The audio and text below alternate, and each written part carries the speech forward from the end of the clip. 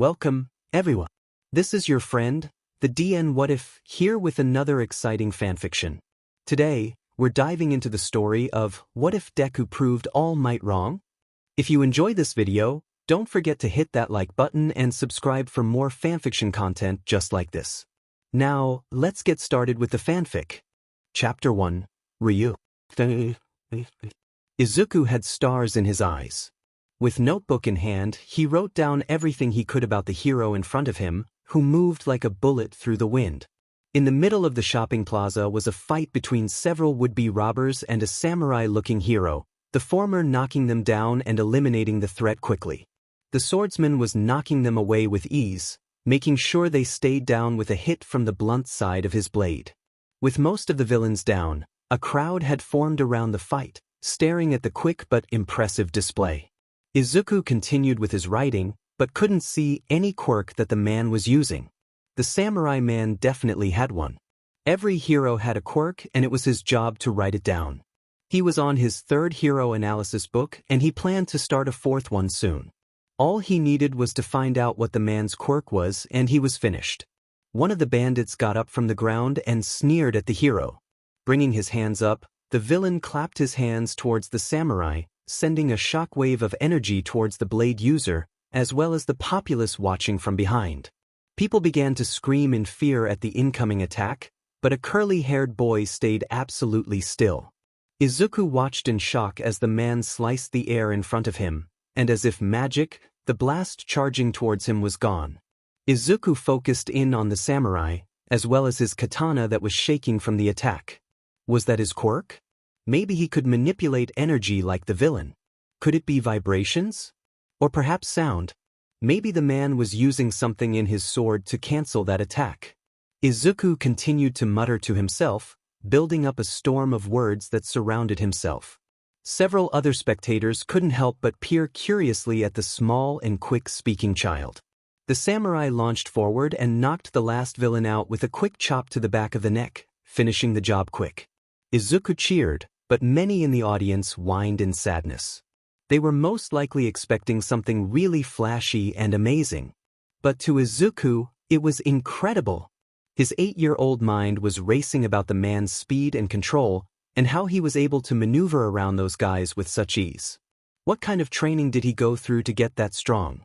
Maybe he could ask the man himself.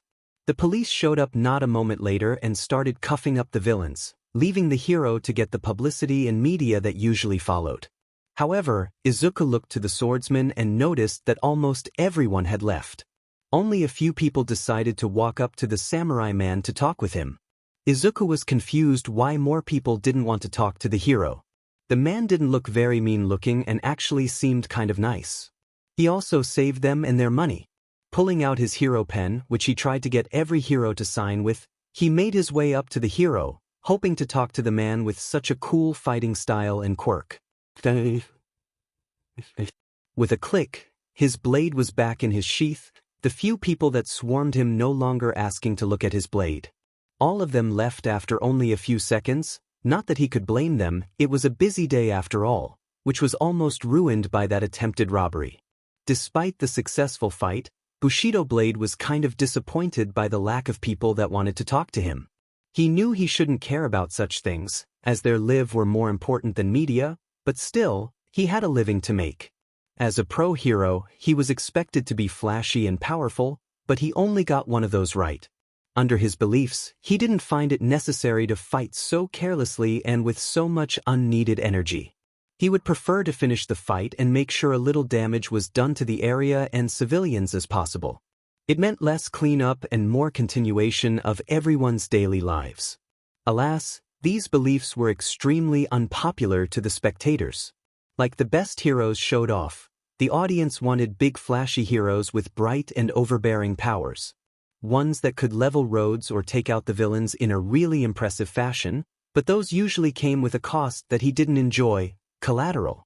He can't remember the number of times that death arms ended up wrecking parts of buildings he was meant to protect, or seeing on the news about Endeavor's latest destructive fight. He couldn't stand to see such actions. The point of a hero was to save people before damage was done, not add to it. So he would rather be less popular and more helpful than be an unneeded burden on the city's foundation. It wasn't going to make him one of the top 10 anytime soon, but he was okay with that. "Excuse me." Bushido looked down to see an adorable-looking kid with a megawatt smile plastered on his face. "Bushido Blade-san, could you please sign my notebook?" In the boy's tiny hands were a red pen and a notebook opened up with a picture of. Granted, it was not very well drawn, but the kid actually went through the time to draw him out, his hakama and all. It was a little endearing. There was also writing next to his name that was a bit rushed and scribbled, but from what he could tell, it was like the kid was taking notes of him. That was very endearing. The pro-hero smiled and took up the pen. With a simple but elegant penmanship, he wrote out his hero name right above the picture of himself. Handing the pen back, the boy looked at the signature and his eyes sparkled with joy. "Thank you so much, Bushido Blade-san." The boy beamed at him, causing the hero's features to soften a bit more. No one had ever gotten that excited about his signature before. This kid knew how to make him feel important, and it was nice. "See, could I ask you a question?" Bushido nodded. "What would you like to ask me, young one? Do you have some kind of vibrating or sound wave quirk?" The samurai's eyes widened. Why would ask such a question, young one? The boy curled in on himself and stared at him sheepishly. "Well, I noticed how that attack coming at you was blowing stuff away as it got closer, meaning it was most likely a energy wave quirk because he clapped his hands to do it." The boy stared up at him with a look akin to amazement. "But then you cut it in half it with a slice and cancelled it out, meaning you had to have something similar, like vibrating your sword or something, right?" The samurai continued to stare at the small child with nothing given away on his face. It wasn't a secret of what Bushido Blade's quirk was. He didn't hide his ability, it just wasn't widely known to many because his lack of fame. That, and it wasn't a quirk that was widely broadcasted, unlike more flashy ones. But from the looks of it, this kid had never met him before and figured it out after watching one fight. The child took notes on him and his fighting style, as well as collecting data on his possible quirk. The tiny child was able to figure out his vibration quirk just by watching the bandit's attack, noticing how he used his own ability to counter it. Amazing. Looking back down at the boy, he noticed the curly-haired child was curled in on himself, most likely out of fear for exposing a hero's quirk. Some heroes didn't like snoopy people who dug into their abilities. "Young one, you have nothing to fear. I'm not angry, just surprised by your deduction. And yes, you are right. My quirk allows me to channel kinetic energy into my blade and vibrate my attack at an intense rate. You have quite the mind to understand that, young one." Bushido smiled at the boy, who blushed under the praise. "If I may ask, do you have some sort of mind quirk? You were able to figure that out much faster than most of my opponents do, and you were simply watching." The pro-hero was going to chuckle a bit at the small joke, but stopped himself at the downtrodden look of the child. It was like the spark in his large eyes dimmed instantly. "I don't have a quirk, Bushido Blade-san." It came out as a whisper, the wind nearly blowing it away. But the hero heard it. "I want to be a hero still, even if I don't have one. I want to help people and save lives with a smile." The boy looked up at him, his eyes now filled with fire. "Just like All Might. I want to be a hero that saves the day." Bushido Blade smiled. He could safely say that there was only one flashy hero he tolerated, and that was All Might. The man was as flashy as can be with such a powerful quirk, but despite that, at least he didn't try to destroy everything around him while saving the day. That was a plus in the samurai hero's book. It was why he was still the number one after all. "And Mr. Bushido Bladeson, did you think I can be a hero?" a timid voice asked. The hero found the confidence in the boy to shrink back in an instant. The boy had plenty of self-doubt in himself, and it probably wasn't healthy for someone his age. He wondered why this boy seemed to be so reluctant on his dreams, despite the obvious. Thinking about said dream, Bushido poked his brain. If it was any other hero, they would have told the small hero wannabe to give up or look into something more realistic, like police work or detectives. To stay away from the front lines and let the real heroes deal with the villains. However, Bushido Blade had other ideas. The swordsman smiled. With enough focus and strong will, Anyone can become a hero, in a way. However, to become a pro-hero, you need something else. Izuku flinched. He knew the next words. It wasn't the first time he felt rejection for his dreams. You need a good heart. And I do believe you have that, young one. The child's eyes widened as large as saucer plates. While it may be a tough road and many without you, I do believe you can become something extraordinary. You've already proved to me that you have a good mind and a good heart, now you simply require the body to carry it all to the top. With that, Bushido Blade left the child in his spot with those words and walked off, knowing there was more work to be done around the city. The samurai knew better than to break a child's heart. It was a terrible thing and could lead adolescents on a dark path. So he told the child what he felt would push him to be the best he could be. Whether the boy succeeded or not depended on his will to fight the system and his drive to be a hero despite his handicap. All in all, it didn't look good in terms of the boy's chances, but then again he had no idea who the child was, or if he was as committed to it as the fire in his eyes showed. Bushido jumped up and made it to the roof of a building, listening and watching for danger in the busy streets. A quirkless hero. If only that could happen in this world of prejudice. The samurai hero had no idea what he started. Chapter 2. Izuku Midoriya walked to kenjutsu practice with a smile on his face, his eyes shining with determination. He'd been practicing for months and today was his belt test. After his talk with Bushido Blade, Izuku realized that the man was right and that he needed to get stronger if he ever wanted to be a hero. With that, he decided he needed training and went to practice on anything he could find. He would go to the park and do little things like push-ups or sit-ups, and under Bakuga's idea, decided that punching trees would help him. It didn't though, and his Kasan was horrified after he came back one day with bloodied knuckles and ruined clothes. After cleaning up her son, Inko talked with Izuku and Izuku told her about wanting to be a hero. The boy explained his talk with the samurai and the need to get stronger. While his Ka-san was in support for his dream, she decided he wasn't allowed to punch trees anymore and didn't want him getting hurt. Izuku of course complained and begged for approval to continue his practicing. How was he going to get stronger if he didn't train? With that, Inko compromised with her teary-eyed son and told him that if he wanted to train, then they would find him a real place to do so. She left it to Izuku to find out where to learn. She knew how brilliant her son was when it came to that kind of stuff. She however didn't agree with his choice of dojo. Kenjutsu, or sword combat simply put, terrified her.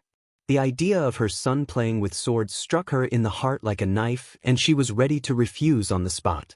But a teary-eyed Izuku managed to convince her to at least bring him to the dojo once before making her final decision. It was there that she spoke with the dojo's sensei, Tadashi Ryohaki, and how Izuku wouldn't be working with real blades for years. It relieved some of the tension in her heart, but she still decided to watch the first few practices for her son's safety. Her son would get knocked down, or a bruise every once in a while, but from what she could tell by his enthusiastic smile and the look in his eyes, he was happy with what he was doing even if it hurt a little bit. After the fifth practice, she knew her son was in a good place. She reluctantly allowed him to continue going and now the past few months of work was going to pay off for the small boy. Izuku made his way to the center of ring, staring down his opponent with calculating eyes. While he wasn't one to make negative opinions of people, he found Nanako to be an absolute meathead. The 11-year-old never practiced his stances or katas, and often decided for brute force instead. He was dirty in combat, and disregarded the honor code of Bushido and its teachings. Then again, there was a reason he was still a white belt. Izuku didn't even know why the older kid was in kenjutsu. Maybe his parents made him. Seriously, I have to fight a runt? This'll be easy. Nanako pointed his bamboo practice sword at the 8-year-old, thinking it was a sure victory. Izuku planned to prove him wrong. Hajime! Their sensei yelled. The older boy charged forward, slashing straight down when he got in range of Izuku. However, Izuku was much smaller than himself and easily avoided it. With a quick reposition, he placed the edge of his own shurnai on the boy's neck, signifying a clean hit. Point, Midoriya. Izuku nodded to himself. For more points to go. Nanako, please refrain from such brash actions. Remember that patience breeds more results than recklessness. Their sensei admonished. Nanako growled a little bit and two belt testers took their place once more from across each another. Izuku took a deep breath and relaxed. He could do this. If he remained calm and remembered his training, he would be successful. Hajime. This time, Nanako didn't charge, rather, he circled around Izuku, looking for an opening. Izuku prepped himself and waited. It didn't take long for his opponent to come at him again, though this time it was different. Because of the closeness, Izuku had no time to dodge and was forced to block. While he had good technique, the older boy easily beat him in strength. Nanako knocked his blade from his hands with a shove and pushed him to the ground. It should have stopped there, but the older boy decided to step on his arm for good measure. Nanako, see such actions. You are both equals in the ring, and it is shameful to stoop to such a low degree. The boy didn't seem to care for Tadashi's words at all. His sensei sighed. Point, Nanako. Izuku felt the slight pain in his arm, but refused to give up. He knew he was smaller and weaker, but he was ready to go to the next step, and if that meant beating Nanako, then he would do so. Point, Midoriya. Point, Nanako. Point, Nanako. Point, Midoriya. Point, Nanako. Point, Midoriya. Izuku was tired and sore. Whenever his fellow trainee got the chance, he would try to hurt Izuku in some way. He hit his hands with his sword, knocked him in the gut, or even tried to stab him with the unsharpened bamboo. Final point, whoever receives this point shall win the fight.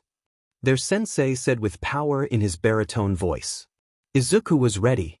He didn't care if he was in pain or that his hands were red from use, he didn't want to lose. He couldn't lose. If he failed here, then he was slipping up on one of his first steps to become a hero. He needed to do this for Bushido. Hajime. Izuku took the offensive, using slow movements and clocking side to side before charging in. While he was faster and more skilled, the downside was his size, meaning his reach was lower than his enemies and he was weaker. Nanako blocked his hit, but Izuku was quick to move on to the next hit, making sure to keep the pressure on the older boy. It seemed his method was working as he saw the frustration build on Nanako's face. Izuku dodged a questionable hit for his groin and continued his assault. He aimed for where his sensei always told him to hit during spars.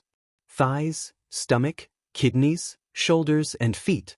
Izuku felt his previous pains of the other rounds return, but he refused to give in.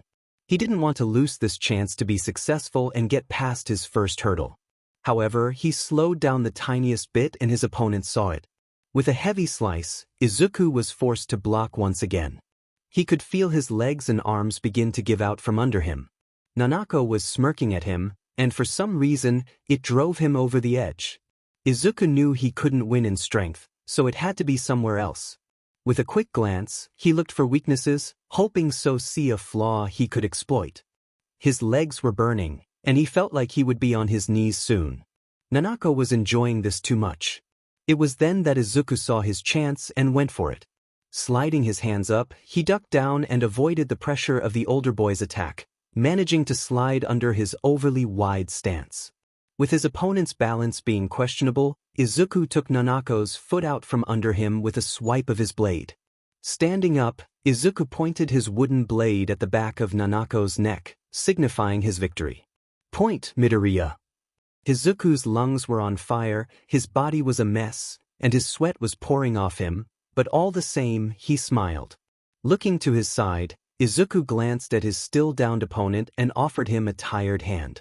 Nanako looked at the hand for a moment before taking it, a scowl on his face, but accepting the offer nonetheless. Izuku almost didn't see it, but out of the corner of his eye, he saw his sensei nod to his actions and Izuku smiled to himself. Just because his opponent fought a little unfair didn't mean he deserved to be shamed. And apparently, his sensei thought the same thing.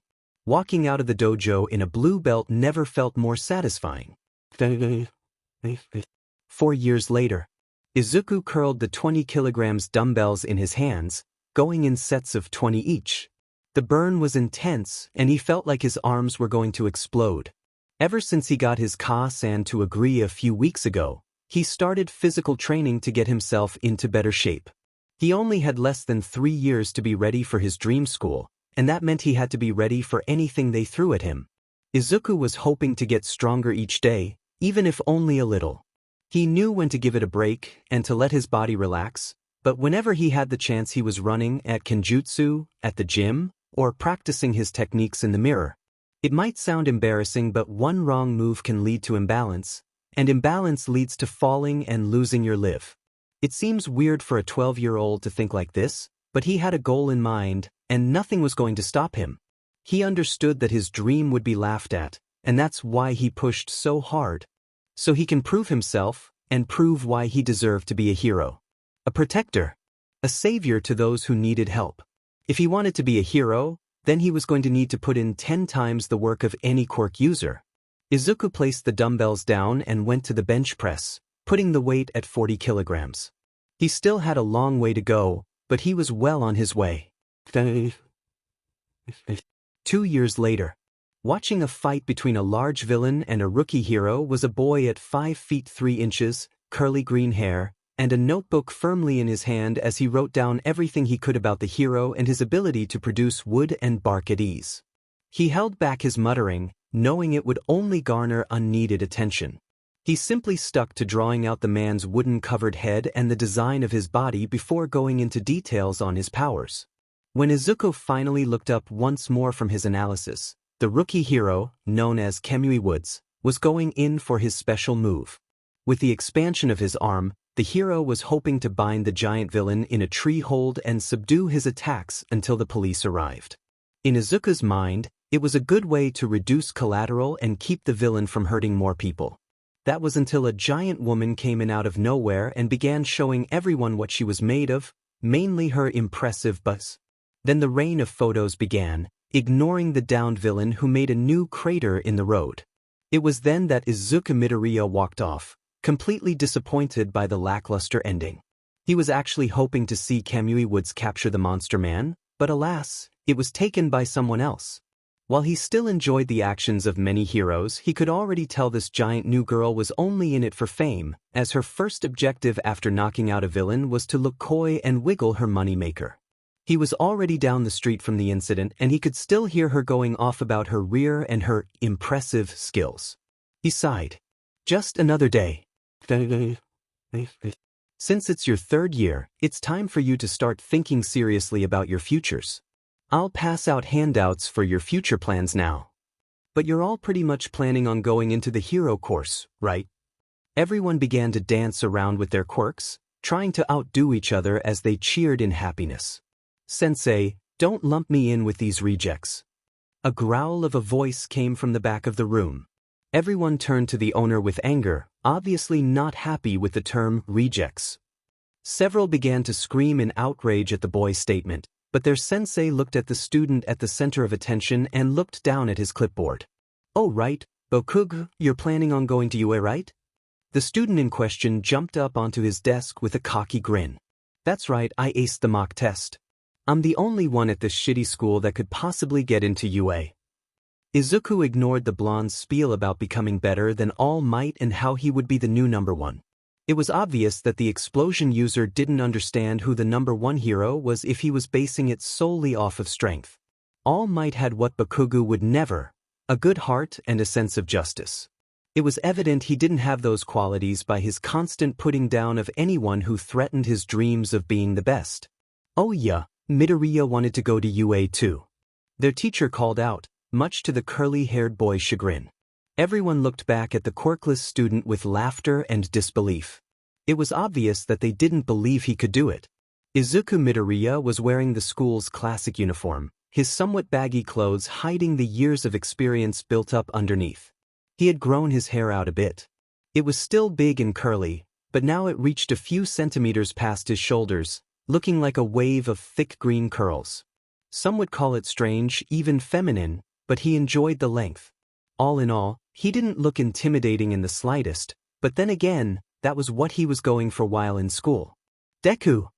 Izuku avoided the stinging explosion of Bakugu's hand, though he backed away from the blonde.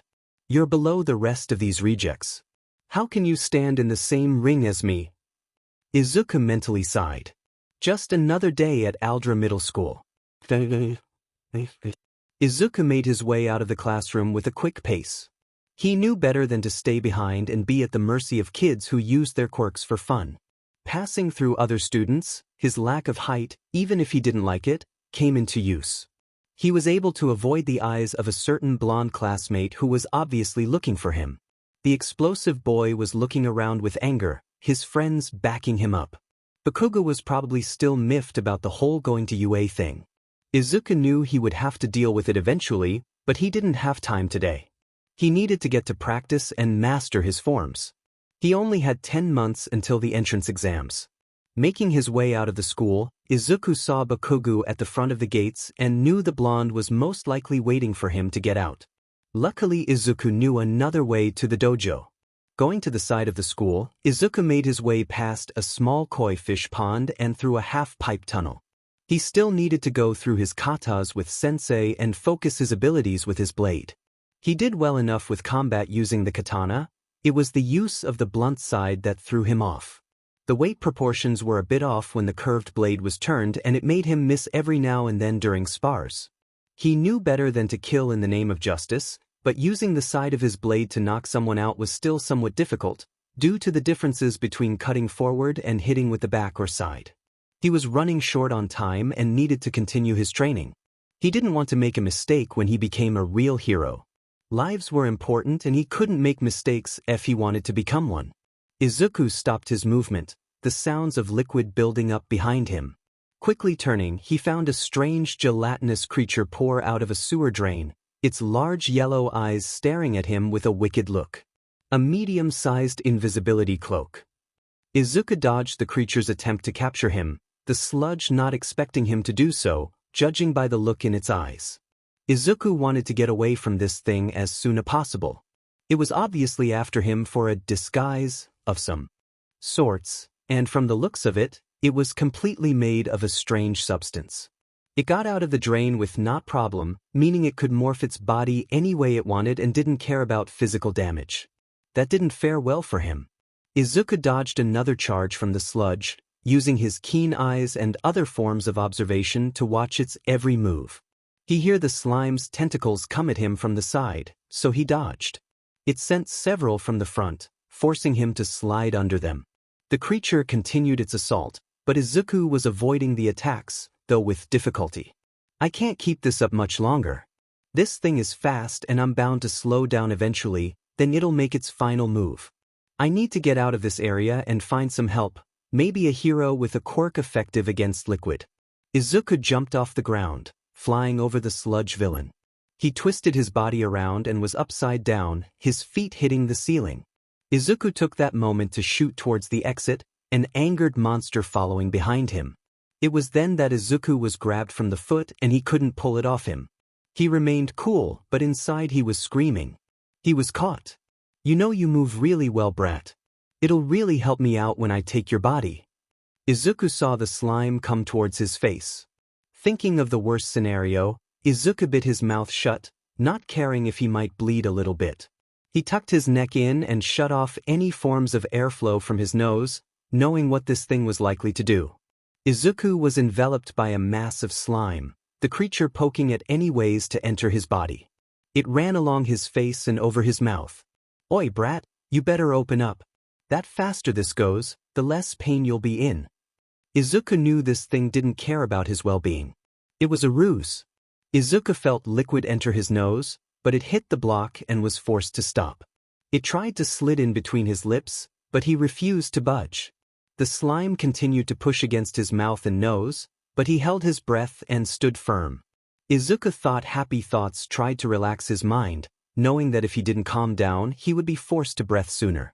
You know, you're really annoying, brat. I was trying to be nice, but I have another way in. Izuku thought it meant his ears or eyes, but then he felt slime soak his pants. Izuku's eyes widened in fear when he felt it crawl up his calves. Oh God, please no. I didn't want to do this, but I'm in a rush. Don't worry, I'll make sure it doesn't hurt. Too much. Izuku knew he needed to be brave, but he couldn't help but quiver at the look in the villain's eyes. It made him want to open his mouth and give in, but he knew that's what it wanted. He was running out of oxygen and he felt his lungs were going to collapse any moment. He didn't know what to do, it was a no-win situation. He felt slime crawl under his clothes and he tensed up. Izuku let his cool attitude falter. Tears began to streak down his cheeks and he prayed for someone, anyone to help him. Please, anything but this. He felt the unwanted feeling crawl closer and closer, wrapping him in fear and hysteria. Please. The drain that the villain came out of blew open, a massive figure stepping out of it and staring down the sludge. Fear not, for I am here. Izuku's eyes widened at the sight of the hero. It couldn't be. All Might. The sludge's eyes mimicked Izuku's with equal shock. It sent out an attack at the hero, but the giant blonde dodged it and reared his arm back as another came at him. Texas smash. The attack blew away the villain in a blast of air, releasing his victim. Izuku breathed a sigh of relief, air filling his lungs once again. Landing on the ground in a heap, he shook off the disgusting slime on his body, trying to remove any of the foul taint on him. There was even some in his pants. Izuku bit his lip and shook his legs violently, expending the horrid liquid that oozed out. Izuku wanted to ball up, but took slow breaths to stop the actions. He was okay now. It was safe. I'm glad you're okay. All Might smiled at Izuku, who was trying to comprehend everything. I'm sorry about getting you caught up in my fight, but I just moved here and wasn't prepared for such an incident on my day off. All Might began to laugh into the air before running towards the spatters of villain on the ground. Izuku was left in shock, his mind spinning in circles at who just spoke to him and what just happened. It was All Might. The #1 hero. His idol. He saved his life. Izuku turned his head to see the hero emptying soda bottles and filling them with the disgusting goop of the villain, shutting the cap on it and sealing it shut. It was really him. One of the few who inspired him to be a hero. The smiling symbol of peace itself. This was his chance. Izuku pushed all thoughts away from his mind and walked forward. He needed to ask. If anyone knew anything about heroes, it was the #1 himself. All Might. The man turned around with his signature smile. Oh, you can walk, that's good. I'm sorry I disregarded you for a moment, but I had to make sure this villain was sealed up first. Izuku nodded at the statement. His logical mind was telling him that saving someone usually came first before the villain, too, but Izuku pushed those thoughts away. Now wasn't the time for hero analyzing. It's fine, I just wanted to ask you something. Izuku looked up at the hero, who placed the bottles of villain in his loose side pocket. It didn't seem very safe. I must take this villain to the police as soon as possible, so please ask your question quickly. All Might said with a smile, staring down at the much smaller, slime-soaked boy. Izuku took a breath. Can someone without a quirk become a hero? Chapter 3. Izuku took a breath. Can someone without a quirk become a hero? There was a pause between them, Izuku staring at All Might with hopeful eyes. All Might didn't move for a moment, most likely assessing the situation before raising his hand and shaking his head at Izuku. I don't believe it would be wise for someone without a quirk to become a hero. It's good to have passion, my dear boy, but you must be more realistic with your life. It would probably be best to go into something along the lines of crime analysis or police work. You would still be respected without the constant dangers of hero work. All Might turned around. I must go, young man. I do hope you have a good day. Be safe. With that, the symbol of peace was in the air, leaving behind the victim with no consolidation. Izuku stared at the spot All Might jumped off from, unable to move from his spot. His hero, All Might, just told him to give up. It was unbelievable. He wanted it to be a dream, but he knew better than that. It just happened. The symbol of peace told him to be realistic. Part of Izuku wanted to curl up into a ball and hide away, to ignore everything and just give in to the demand of failure. But the other side of him said differently. The part of himself he's been building up for years. The one that's pushed him to be the very best of himself and to never give up won his dreams. The voice in his mind that was there every day of his life, in training or at school, that told him that he would prove himself one day. It had something to say. Give up? Who is he to tell me to give up? He might be the #1 hero, but he doesn't know who I am, what I've pushed myself to do. Izuku clenched his fists. I've worked harder than anyone to get to where I am today, and anyone who's told me to give in, I've ignored. Why should he be any different? I don't need his support to be a hero. I don't need his permission. I may be naive and idealistic, but I won't quit now, not when I'm so close. Izuku Midoriya turned around and walked away, soaked in slime and his passions burning brighter than ever. I'll be a hero, even if I have to stand up to you, All Might. My dream is to help people, and you can't tell me who I can and can't save. I'll make it to the top and show you. Show you that you were wrong. Izuku had training to do and plenty of it. I will be a quirkless hero, and nothing will stop me. The next day, the Musadafu Child Care Center found a hefty pile of toys donated to the building, much to the delight of the children living there. Many of them were now proud owners of their very own All Might toys and posters. There was no name on the shipment, only a letter to the kids telling them to never give up on their dreams. Izuku continued writing down the notes of the teacher, ignoring the gossip surrounding Katsuki Bakugo. After Izuku finished his training at the dojo yesterday, he walked home to find his cousin watching the news about a villain attack that happened earlier in the day. Apparently, a certain sludge villain captured his classmate and was using him like a crude puppet to destroy a shopping plaza. Izuku knew immediately who the sludge was after one glance of the recording. The same one All Might planned on taking to the police. So much for doing his job. To make matters worse, the symbol of peace comes in and saves the day with one punch, making him look like that much more of a benevolent savior. Izuku had nothing against getting some media for doing a good job, but All Might caused the whole situation in the first place. It was obvious All Might dropped the villain or something and he got out to cause more mayhem. The #1 hero cleaned up his mess, but the damage was done. A student was almost killed and several were injured in the attack, along with a whole area being decimated by fires and collateral from explosions. Izuku could easily tell someone about what he knew, but who would believe him when he said All Might let the villain out in the beginning of it all? So he went on with his work, ignoring the blonde who was surrounded with curious onlookers. Izuku understood what Bakugo went through in the attack, but knew better than to talk to the blonde. He seemed to be in an extra sour mood today, not that the long curly-haired boy could blame him. Izuku would be in a foul mood too if some disgusting sludge villain used him to hurt innocent people. Izuku dodged a slice to his head, parrying away the attacks threatening to hurt him. He countered and knocked his opponent's balance off center, allowing him to take advantage of the fight. He was unrelenting but calculating, targeting his opponent's weak points and blind spots. The older boy was unable to stop him as he was forced to the edge of the ring by the small Midoriya. With a final move, he removed his enemy's blade from his hand and pointed his own at his throat. Relax. Izuku sighed in relief and handed the blunt sword to his sensei, his opponent doing the same. Well done you two. Izuku, you've improved a great deal in these past few months.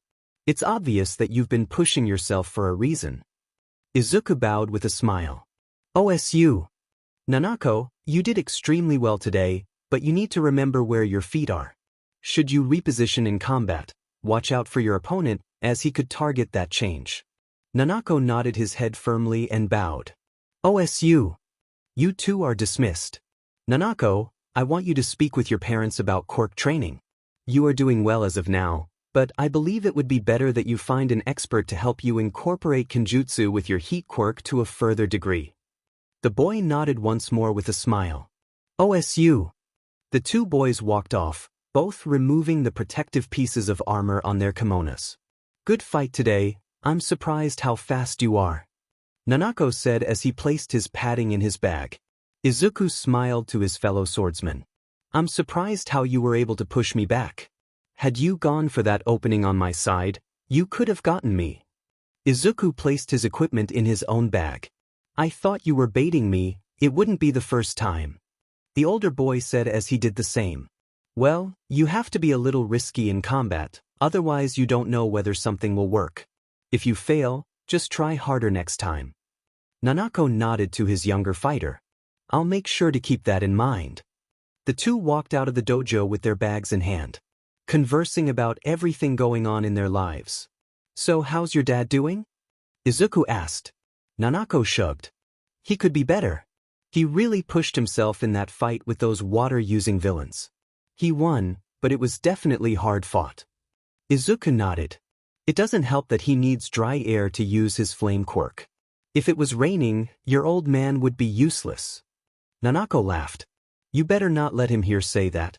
He engulf himself in flames and charge at you faster than you can say, char-broiled." Izuku smiled. It was nice to talk to someone like Nanako. Even if they were at odds for a while, he managed to get the hot-headed boy to open up after a while. It started with small talk, and eventually rose into a good friendship between the two of them. Along the way, Izuku helped with his friends' problems in Kenjutsu.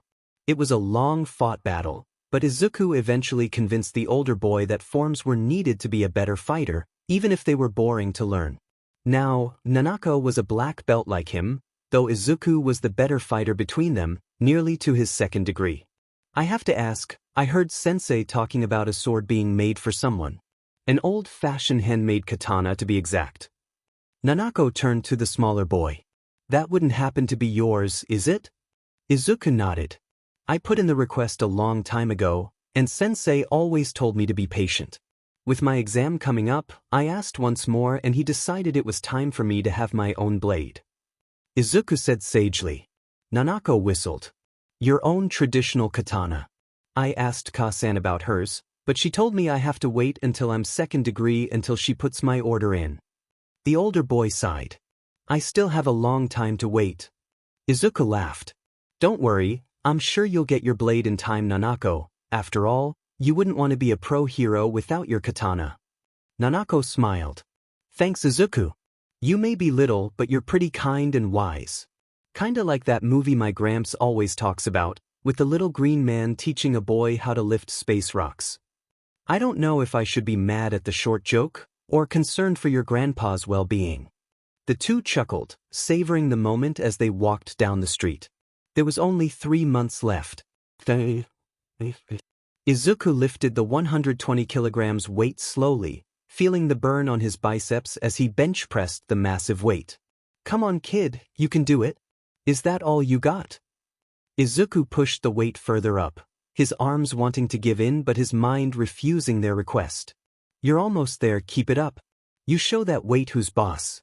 With a final push, Izuku brought the weight as high as he could, before his arms gave out and he forced to let go of the weight.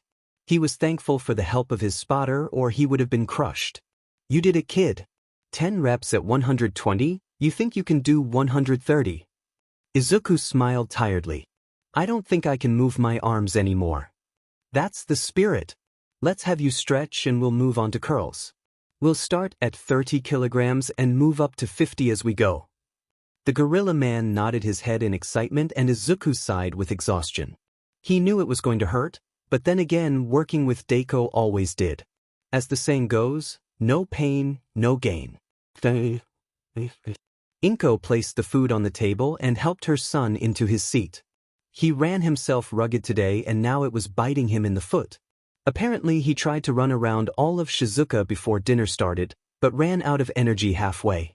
It probably didn't help that he worked out prior to his run, but now he was paying for overexerting himself. She was a bit worried about his well-being at the moment, but at the same time, she was proud. So proud that her son wanted to be a hero. So proud of the triumphs he's had by overcoming so many obstacles. So proud of his dreams, despite the many who didn't or wouldn't believe in him. Inko herself didn't support him at first. She didn't want him to be a hero and get hurt, but at the same time she died a little inside after seeing him so broken from his quirk results. She regrets her actions that day and after that wanted to make up for it. For giving up on him so easily. She realized her mistakes and knew the only way to make it up to him was to let him train and be the hero he wanted to be. However, her heart nearly stopped when he asked to be put into Kenjutsu. Swords. Sharp things. An 8-year-old child. She eventually relented and let him go to practice unsupervised. Tadashi-sensei seemed nice, but looks could be deceiving in her mind. She was scared that her baby would get hurt or be pushed around, but every day he came home from practice, It was like the room brightened with his presence. He could be dead tired and flop onto the couch in heavy pants of breath but still be happy about his hard work. It made her realize how badly he wanted this. How desperate he was to succeed. It only grew larger as he got older and joined the gym, and eventually got his black belt in Kenjutsu. Her baby never gave in on his dreams, no matter what. Izuku Midoriya wasn't one to give up, and like right now, his Ka-san would be there to pick him up when he needed it. Izuku walked into the dojo with grace fit for a silent swordsman, going into the center of the dojo and kneeling before his sensei. Today was the day his blade came in. Lucky too, as today was the day he needed it. The entrance exam. You may rise, young follower of Bushido. Izuku stood up and looked into his sensei's eyes with courage and determination. Midoriya Izuku, when you entered this place 6 years ago with a goal in mind and a dream in your heart. Despite your disadvantages, you've proven to me that you are a powerful warrior not only in body, but in soul. You have faced hardships and scrutiny for years, but now today is your chance to prove yourself to the world who you are. His sensei stood up and revealed a long black box, etched with green patterns and gold trim. With the sheath, you shall contain the power you wield.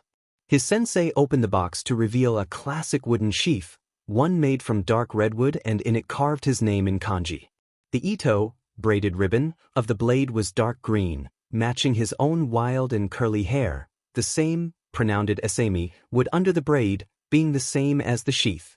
The handle was beautiful, the guard being a simple black as well as the kashira, but of the handle. And with the blade, you shall reveal your power to all. The blade was unleashed from its confines, allowing Izuku to stare at its shining body with awe. The blade was an elegant silver, the cut pattern of the blade being uneven and wavy as it coasted down the blade. The light shined off its presence, reflecting its power for all to see. With this blade, you shall carve out your own destiny, and represent yourself as not only a swordsman of Kenjutsu, but as my student and friend. Tadashi-sensei smiled, then sheathed the blade with a snap, handing it to the boy who it was made for. Izuku ran his hands along the sheath, the giddiness in his heart barely being contained at its sight. It was so enchanting. Midoriya, you have a mission today, and with any mission, it was your job to arrive when necessary. Sensei translation, leave now or you'll be late for the exam.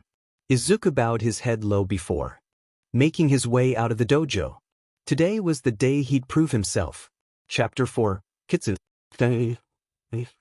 Walking up to UA was the most invigorating experience of Izuku's life. The front gate with the golden letters of the school, which opened up to reveal the best hero academy in Japan. The massive and imposing building shined in the sunlight, reflecting the power and energy Izuku expected from such a place. Since he was a little kid, he planned to be a part of it. Izuku walked through the gates with his school uniform on, as was required for the orientation. He held his training bag close, clutching the black box that hid inside the coarse fabric. Izuku wasn't hiding his new masterpiece, and knew he was free to use it as legal equipment in the exam. It's just that his katana is brand new and there were plenty of different people he didn't trust with it. People who might try to steal or sell it, or even just destroy it for reasons he didn't understand. Oi Deku! Like that one. Izuku turned and found an irritated-looking Bakugu stalking up to him. I thought I told you not to come here. If anyone's going to this diamond school, it's me, and not someone as useless as you.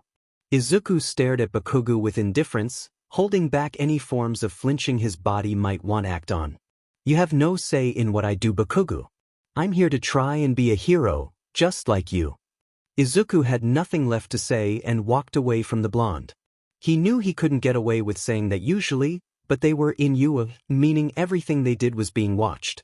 Bakuga knew that and understood it was not wise to attack another student before the test even started. Man, you set him off pretty good. He looks like he's gonna explode. Izuku snorted at the comment. Oh, the irony. The curly-haired boy turned to the voice and found a kid with bright red spiky hair smiling at him with sharp teeth. All I told him was to leave me alone, but he doesn't take that kind of stuff lying down. Izuku smiled back at the kid who now walked alongside him. You seem pretty cool. Name's Kirishima Idru, What's yours? Izuku shook the outstretched hand of the other boy as they continued to the doors. Midoriya Izuku, and I have to say the same about you. Izuku didn't know why, but Kirishima seemed nice. Not in a careless and bubbly way, but more along the lines of outgoing and free-minded. It couldn't really be explained, but Kirishima seemed like he could make friends with anyone. Maybe even Bakugo, but that was a bit of a stretch. After an orientation sitting alongside Bakugo, Izuku was happy to get away from the explosive blonde. He was confident in his skills, but Izuku knew if he was forced to fight in the same ring as Bakugo then his life would be in mortal danger. The blonde was out for him and was obviously still mad about the incident before the orientation. He kind of felt bad for the other examinees who were in Block A. Getting off the bus for Block B, Izuku stepped off with silent steps and passed by several other contenders, most of them giving him looks as he stalked by. He didn't care what they thought of his clothing, it was what he's been planning to wear to the exam for months, and their strange looks weren't going to change that. Izuku was clad in a forest green battle kimono, the dress going down to his ankles and the upper body's wide sleeves going to his elbows. The opening in the front exposed a simple skin-tight white shirt, his years of training popping out from under the material. Around his waist was a maroon-red sash, wrapping over the belt for his katana holster, and on his feet were a pair of versatile black boots, giving him freedom to move on any terrain he would face. He even tied his hair back for today with a black ribbon, knowing that he wouldn't have time to push his own long hair out of the way of his eyes. All in all, he felt ready and his apparel only heightened that confidence. Roronoa Zoro's kimono except his chest is covered. Izuku felt a presence behind him and turned to find a boy with dark blue hair, glasses, and wearing a set of cobalt training sweats. Izuku filtered through his mind on who this was and he quickly remembered that it was the same boy who asked those questions earlier to present Mike. I'm sorry to disturb you, but I noticed your weapon and couldn't help but ask about it. The boy pushed up his glasses. Are you allowed to wield such a weapon in a mock test like this? I was not aware that deadly items were allowed during the entrance exams, especially for someone of your stature. A tick mark formed on the smaller boy's head. Why did people enjoy pointing out his height? Izuku bit his lip, stopping the words that threatened to come out of his mouth. Words of anger will only breed actions of anger. I have verified the use of such equipment in UA's entrance exam and have shown my ability to use it correctly. I understand your concern, but it is unnecessary. Izuku stepped away from the other examinee, getting some distance between him and the bespectacled bot.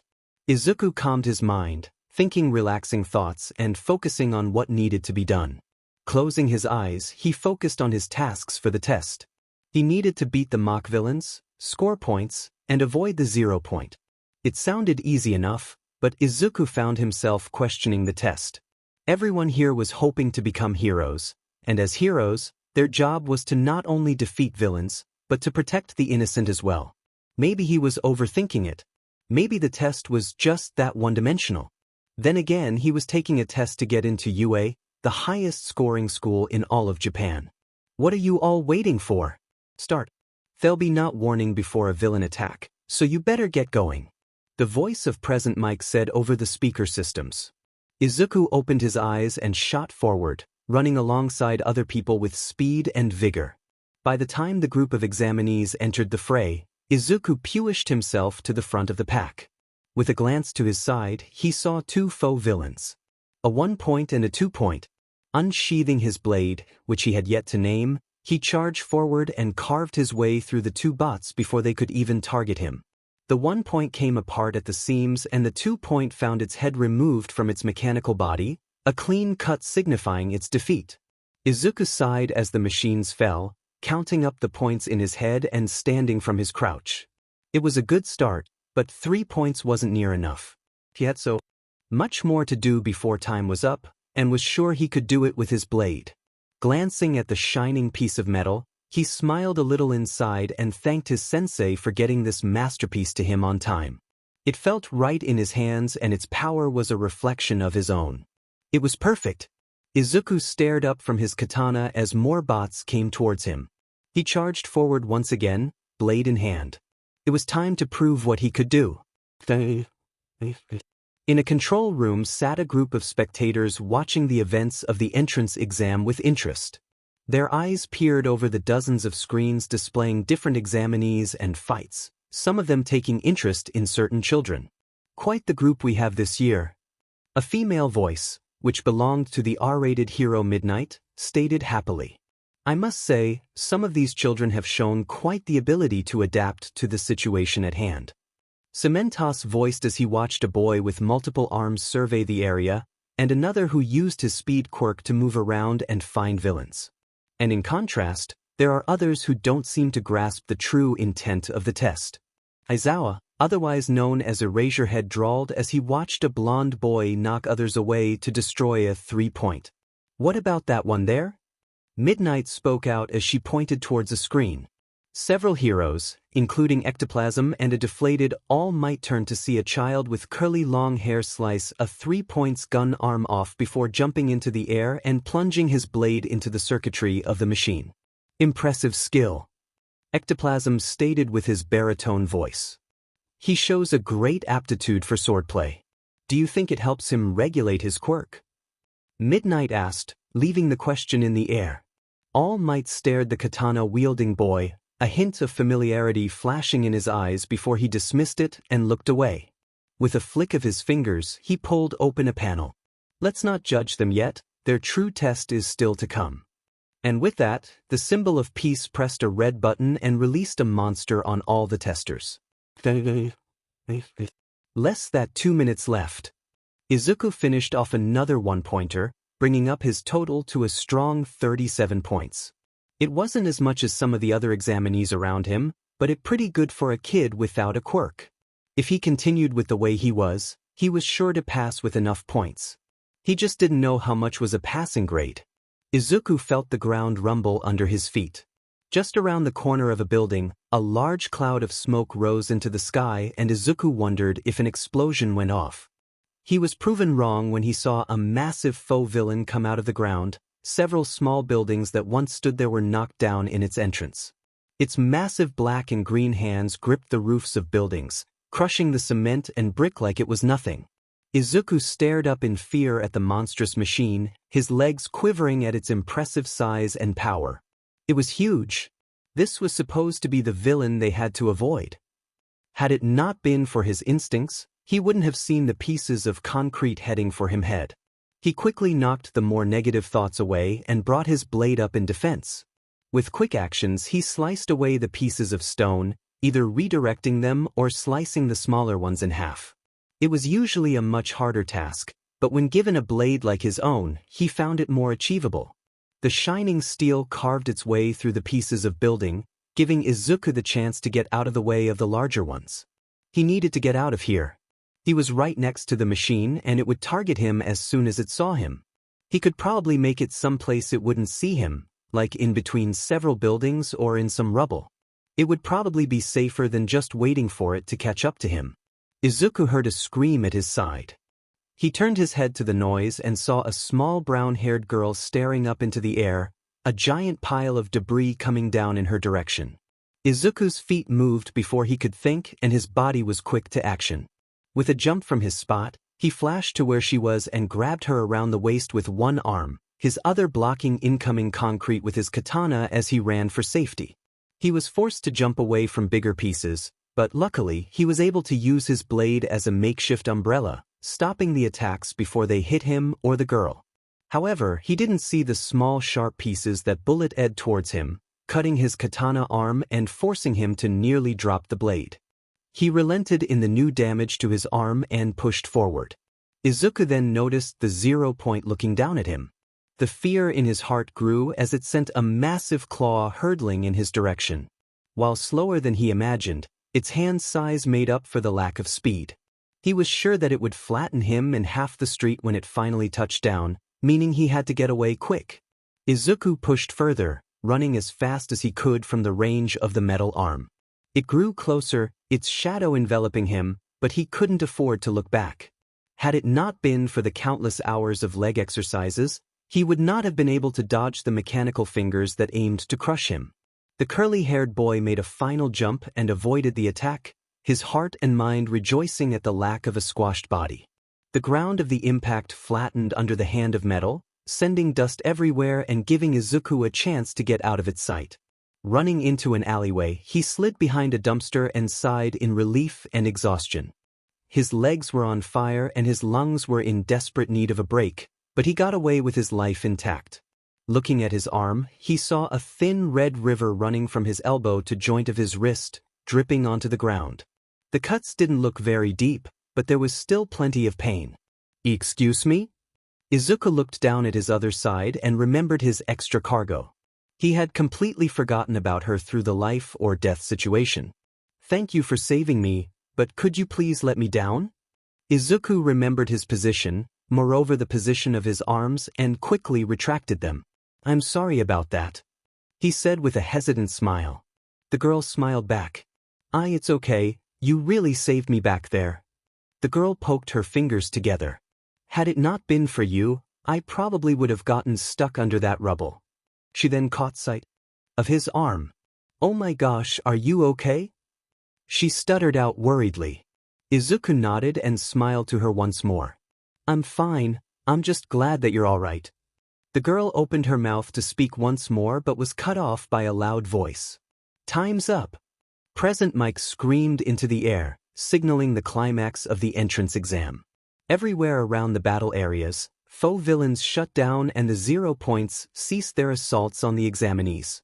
A snap of a blade startled the girl, forcing her to look up at the now standing curly-haired boy, his blade placed back in its sheath.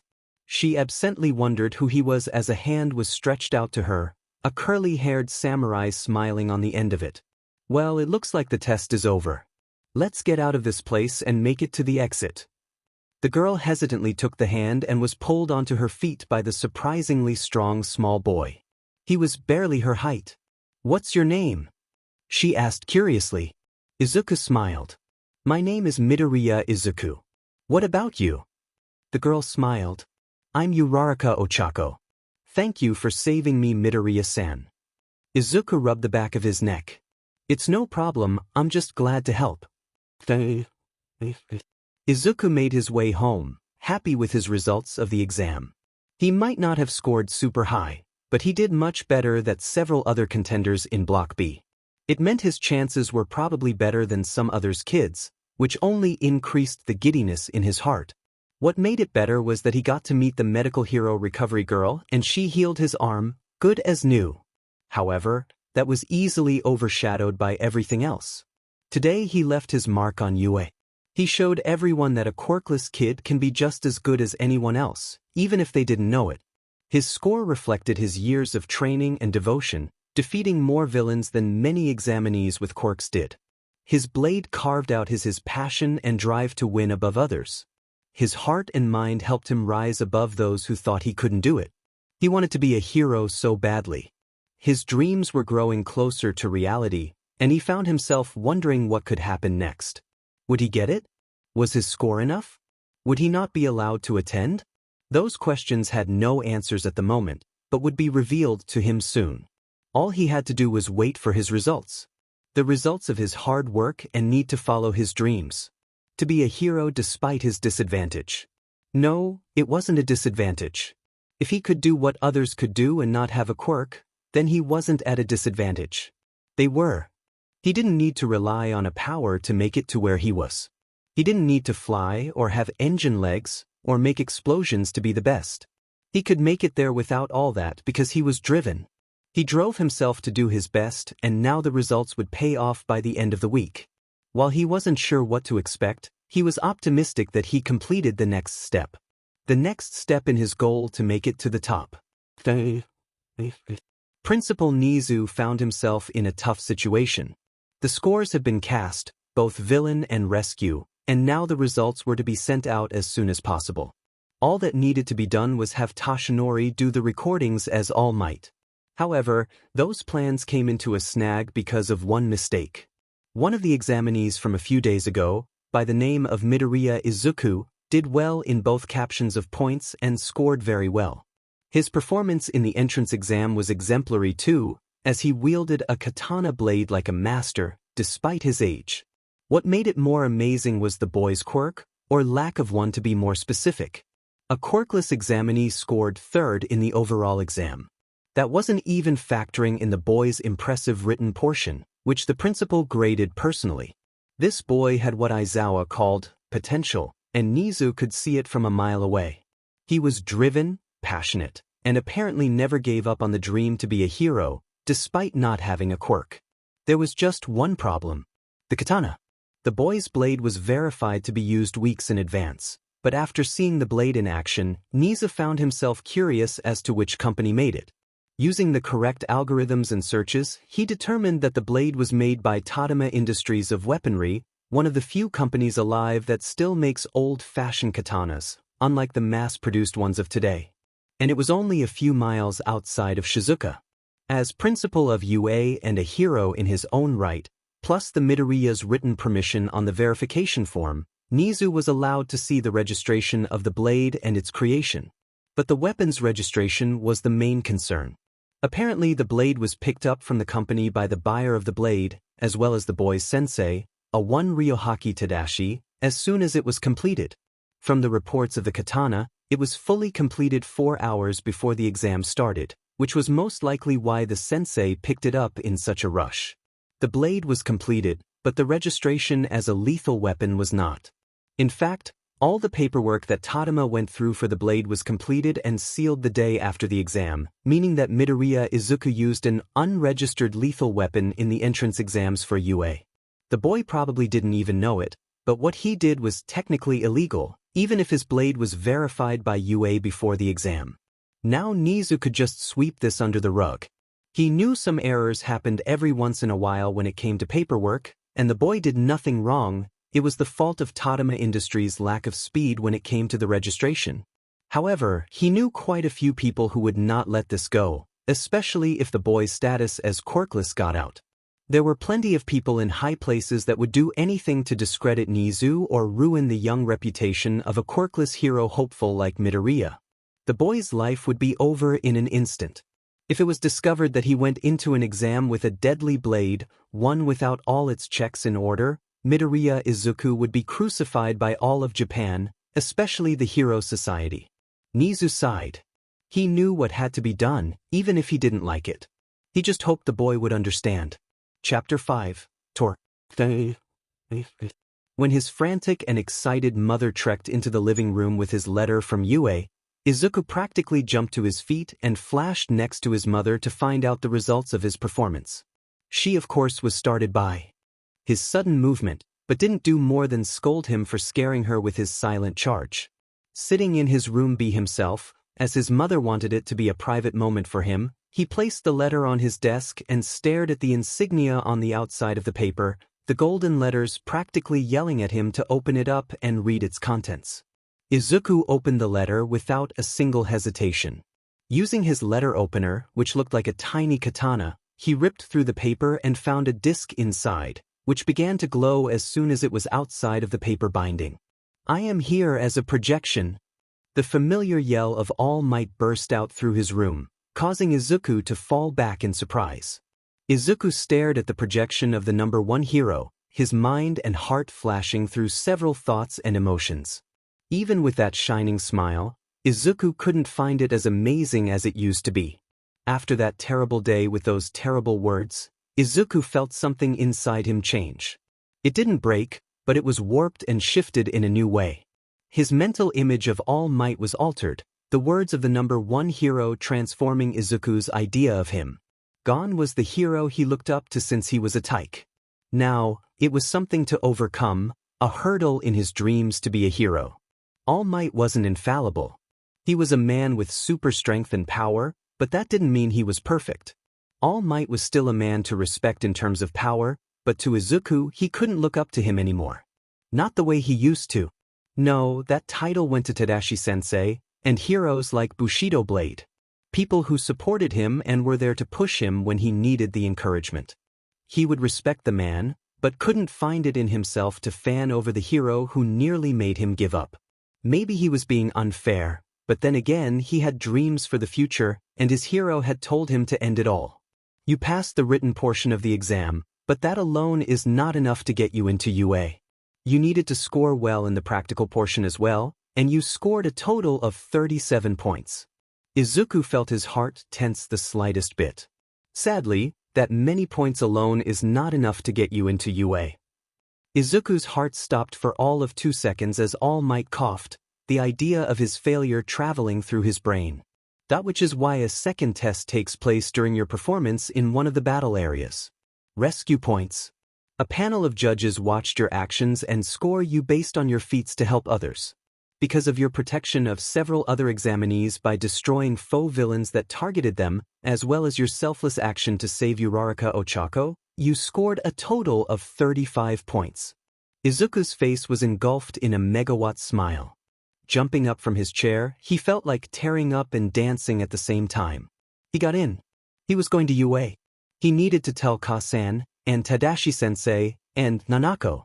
Izuku didn't feel anything other than glee for the moment. All his hard work had paid off.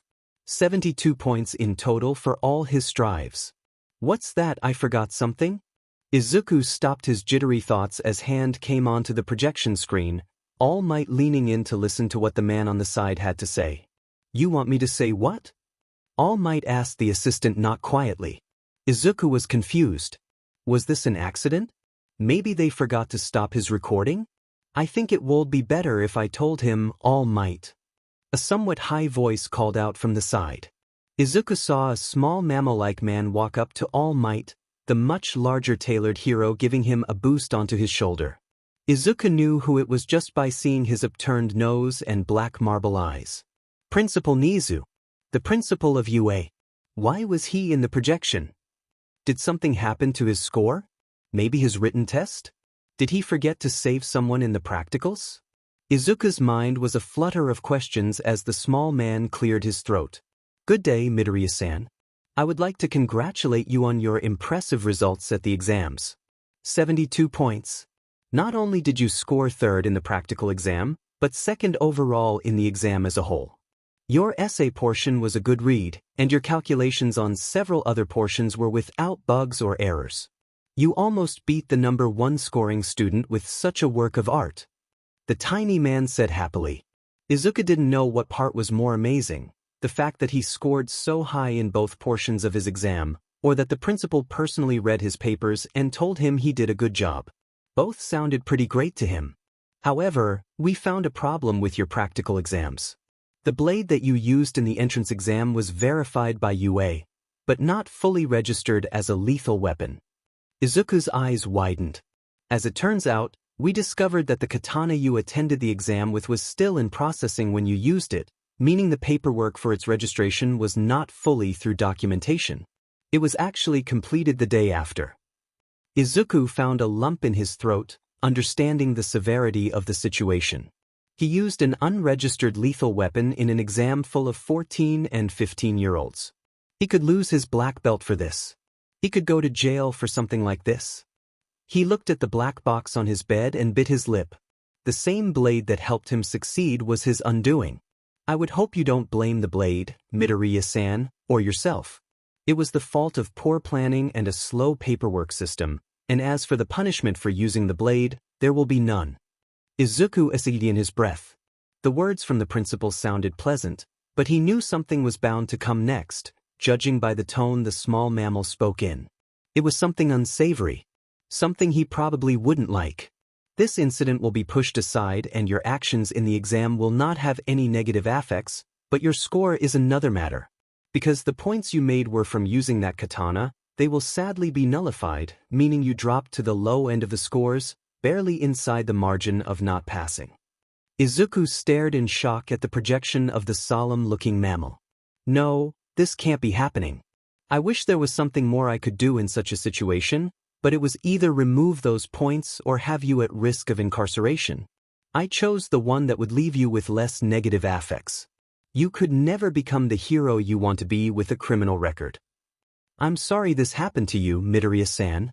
Izuku teared up, his cheeks being streaked by the clear drops of sadness. He wanted to smash the projector. He wanted to curl up and cry at the unfairness. He wanted to go and break something, anything. He wanted to be angry at several things. Nizu, the company that made his sword, his katana, himself, but he just couldn't do that. He understood what this meant. He didn't pass. He knew it was better than being convicted or going to prison, but he wanted to desperately to go to UA. It was all he ever dreamed of for years. The school of his dreams.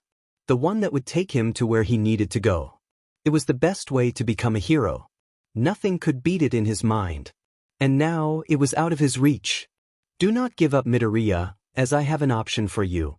Izuku slowly turned to the projection, his tears making the figures of All Might and Nizu blurry. I know it's not as amazing or glamorous as the hero course, but I have reserved a spot for you in the general course. Izuku stared at the projection, his eyes focused on the small principal as his mind tried to push through his own turmoil to listen. General course? Izuku had thought about it a while ago, but his plans were for the hero course, so he disregarded it and aimed for the top. He heard that it was for hero rejects and those who couldn't do well in the entrance exams. Like himself. You will be allowed to attend UA despite this drawback, and along the way there are chances to move up into the hero courses. Izuku stared at the projection with a little hope swimming in his eyes. There was still a chance, even if slim. I hope you don't give up now because you have a bright future ahead of you. You just need to continue forward, despite your lack of quirk. Have a good day, young Midoriya. Plus Ultra. With that, Izuku was left with a darkened room, his thoughts stirring around what just happened. He passed the hero exam, scoring third overall with 72 points. That would have been enough points with his, as Principal Nizu put it, impressive written portion to pass. He technically made it in, but at the same time didn't. The registration of his sword, the one he wielded happily on that day and every day since, was his reasons for failing. Izuku walked to his black box and opened it to reveal his sheath katana in all its glory. Removing its sheath, he stared at the polished metal, his own reflection staring back from within the steel. He couldn't hate this blade. It was an extension of himself. A part of him that he couldn't part with, despite what it unintentionally did. It didn't make this mistake, it was simply the victim of it, much like himself. Powerless to the machinations around it. Izuku resheathed the blade and sighed. He now had an option. In 1 week, UA was starting up classes and he had a spot in the general course. He knew nothing about the general course other than what Bakugo spit out about it. They were rejects or weaklings that weren't good enough for the hero course. Yeah, that probably wasn't a good mentality to follow when going in on the first day. While it wasn't the hero course, it was still better than nowhere. He'd spent all his time training for UA that he didn't have a backup school planned out. It sounded reckless, but it was just another reason to push himself towards the best hero academy in Japan. What pushes a person more than having no options other than the first? The general course was his only option now. He would need to look into it more, but if Principal Nizu is right, and he usually is from reports of his intellect, then Izuku could get into a hero course through the general. Izuku smiled to himself. It wasn't the step he wanted to make on his path towards being a hero, but it was a necessary one all the same. Izuku, are you okay? I know you just got your results, but you've been in there for quite a while. I'm okay, Kasen, I'll be out in a minute. He called back to her through the door. Who knows, maybe it won't be so bad. He shouldn't judge it before he's even been in it. For all he knows, he might make some good friends there. He just had to give it a chance. Izuku was kneeling before his sensei, making sure to give the man the respect he deserved. After explaining everything to his Kasen, Izuku knew it would probably be best to tell his teacher as well. The man had more than enough wisdom to share about Izuku's trials and the ones that lay before him. His sensei had a good heart and a wiser mind. Izuku could trust him to not give up on him, despite the new path he must take. Midoriya, you plan on continuing your journey? His sensei stated. Izuku nodded. Hi, but not in the way I first believed. Izuku nodded his head down. You may release your bow. His sensei stated coolly. Izuku moved up from his bow and stared at Tadashi with keen eyes. Sensei, allow me to explain everything. After dash, his sensei raised his hand, cutting off Izuku's oncoming speech. You do not need to explain to me your oncoming journey. It is not my business as to where you shall go, but only your own. As long as you follow your destiny, your dreams will not be too far away. Izuku smiled at his sensei's kind words. Thank you, sensei. I appreciate it. Tadashi gave him a small smile. I suggest we continue your training until you leave. We have 5 days until your departure, and after that, our time together will be far and few between. His sensei stood up with cat-like grace, standing over his much smaller student. I will prepare you to be the most capable one in that school, even if you are not in the course you set out for. Izuku tilted his head at his sensei. Sensei, how did you know I'm not in the hero course? His sensei smiled at him with the slightest hint of mischievousness. I received the message from a bear at the top of the Golden Mountain. Izuku packed up his backpack and opened the door, ready to face the new world he was moving into. He would be going to UA like he always dreamed, and still dreamed about, but now he would have to fight 100 times as hard to make it where he wanted. It would be hard and annoying, and there were going to be days that he just wanted to end it and give up, but he needed to stay strong. He would stay strong to get into the hero program. He needed to make it to the top and prove who he was. Prove that he could be a hero, even with so many doubting him. Prove that a hero wasn't judged on their quirk, but on the strength of heart, the willingness to give their all to protect others. He would reshift how the world saw heroes, even if it took him a lifetime. Izuku. The long curly-haired boy turned around and was enveloped in a comforting hug by his mother. No matter what happens, I'm so proud of you. You've become such a bright and strong young man, and I couldn't be happier. Izuku smiled into the hug as he embraced her back. Thank you, Ka-san. After all, with the support he has, who's to say he can't do the impossible? Chapter 6. Fukuro. UA's front gates were just as beautiful walking in the second time as they were the first, except he was now in the school uniform to go with it. Izuku walked up to his homeroom classroom titled C1, the door being the UA red and going up at least 5 meters into the air. Probably for accommodations of certain quirks. This was it. While it might not be permanent, this was his class until he either got through the year or jumped up into the hero course. He was really hoping on the latter. Izuku pushed open the door, enveloping himself his first experience as a UA student. Get your feet off my desk before I make you hero? You can try, but all you'll do is end up slipping on your own slime. Will you two stop fighting, please? Sensei will be here soon. If you get your nasty slime anywhere near me, I will skin you with my fingernails. Izuku's sweat dropped. Maybe he was in the wrong classroom. Izuku felt a presence behind him and turned to find a somewhat tall woman, standing at 5 feet 10 inches, with her arms behind her back. She had raven black hair which flowed like a dark stream down her back and around her face. Her skin was quite pale, but not enough to be white. She had piercing gray eyes that stared into his very being, which made him the slightest bit uncomfortable. Finishing off her overall look was a simple pair of black jeans that hugged her figure and a purple shirt with the words, "Feeling handsy," written on it in Gothic kanji.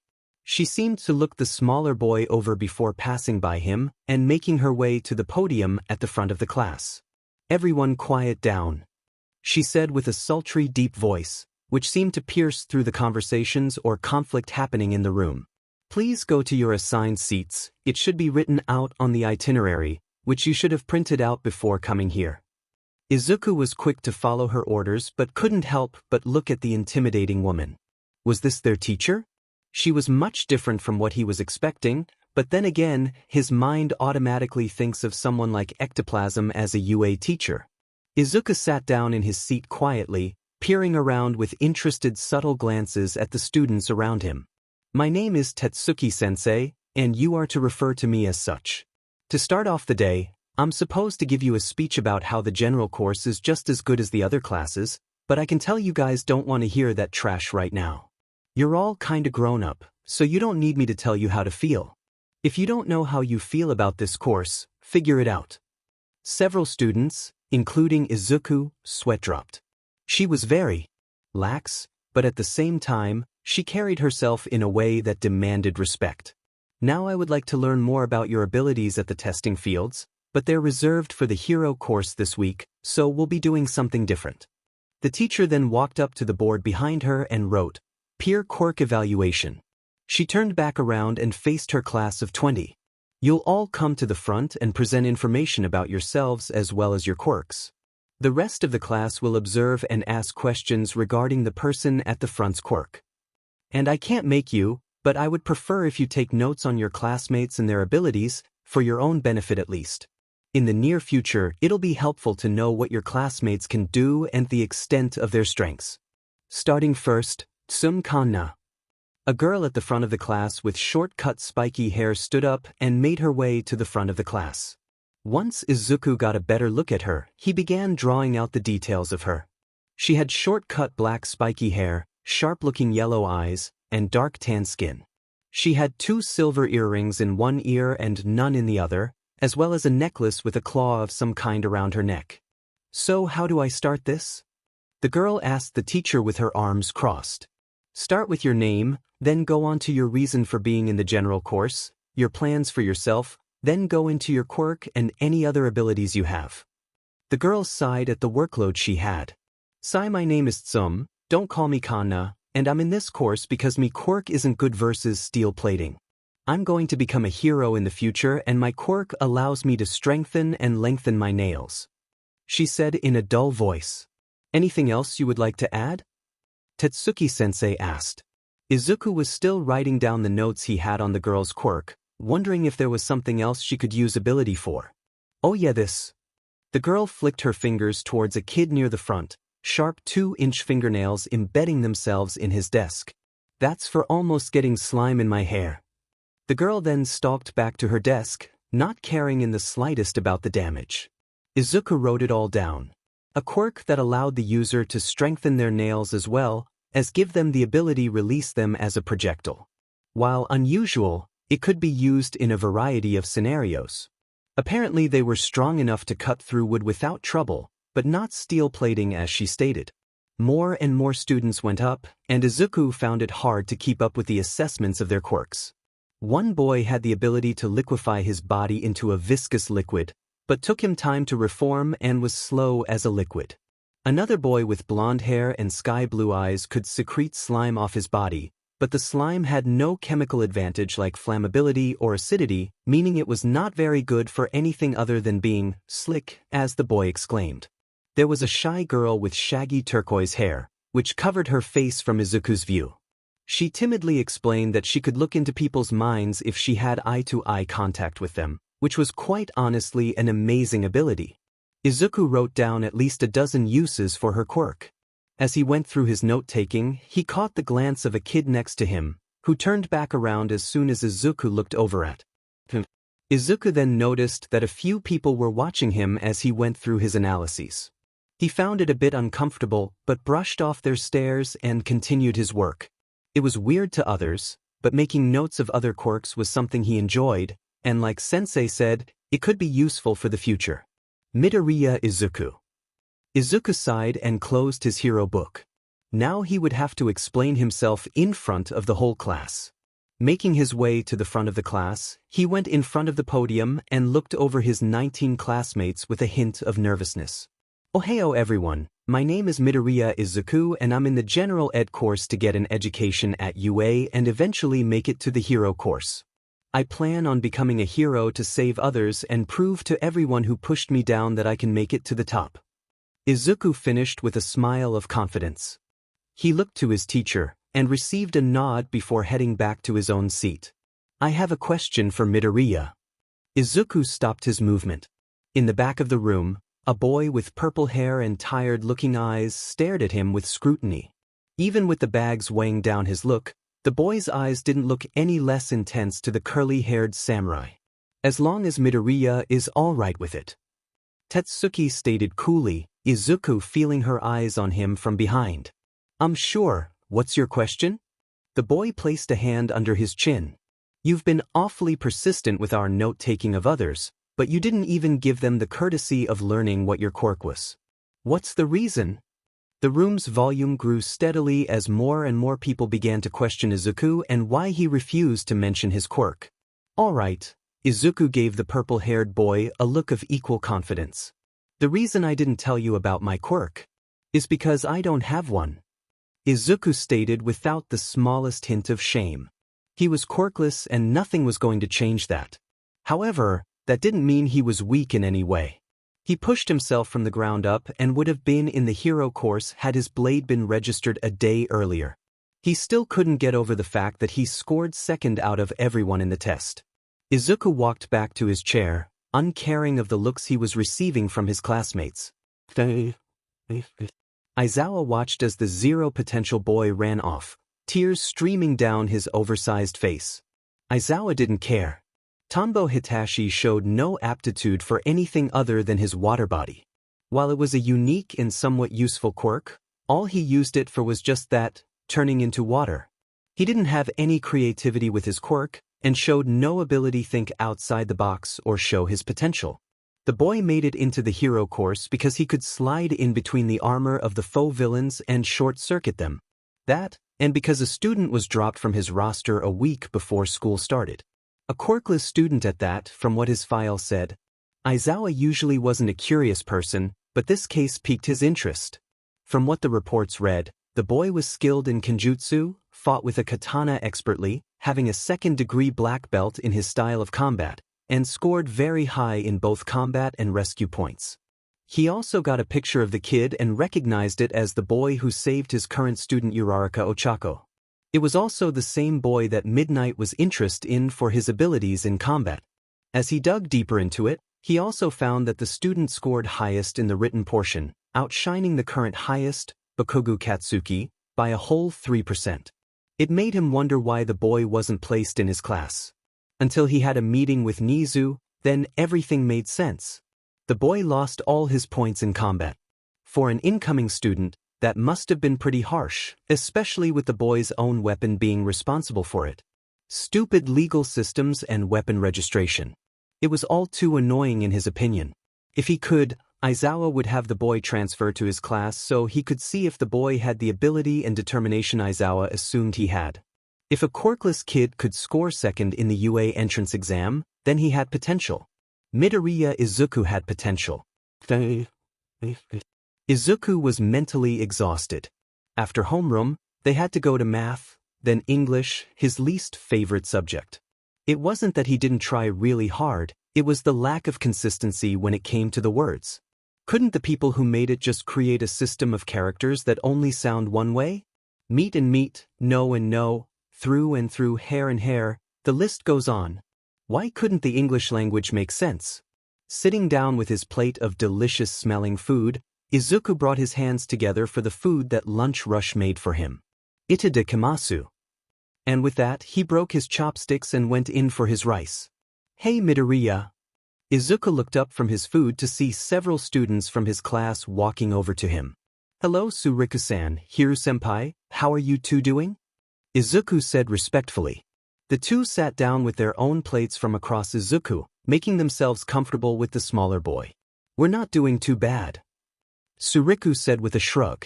Other than a certain someone putting his feet on my chair, I'm fine.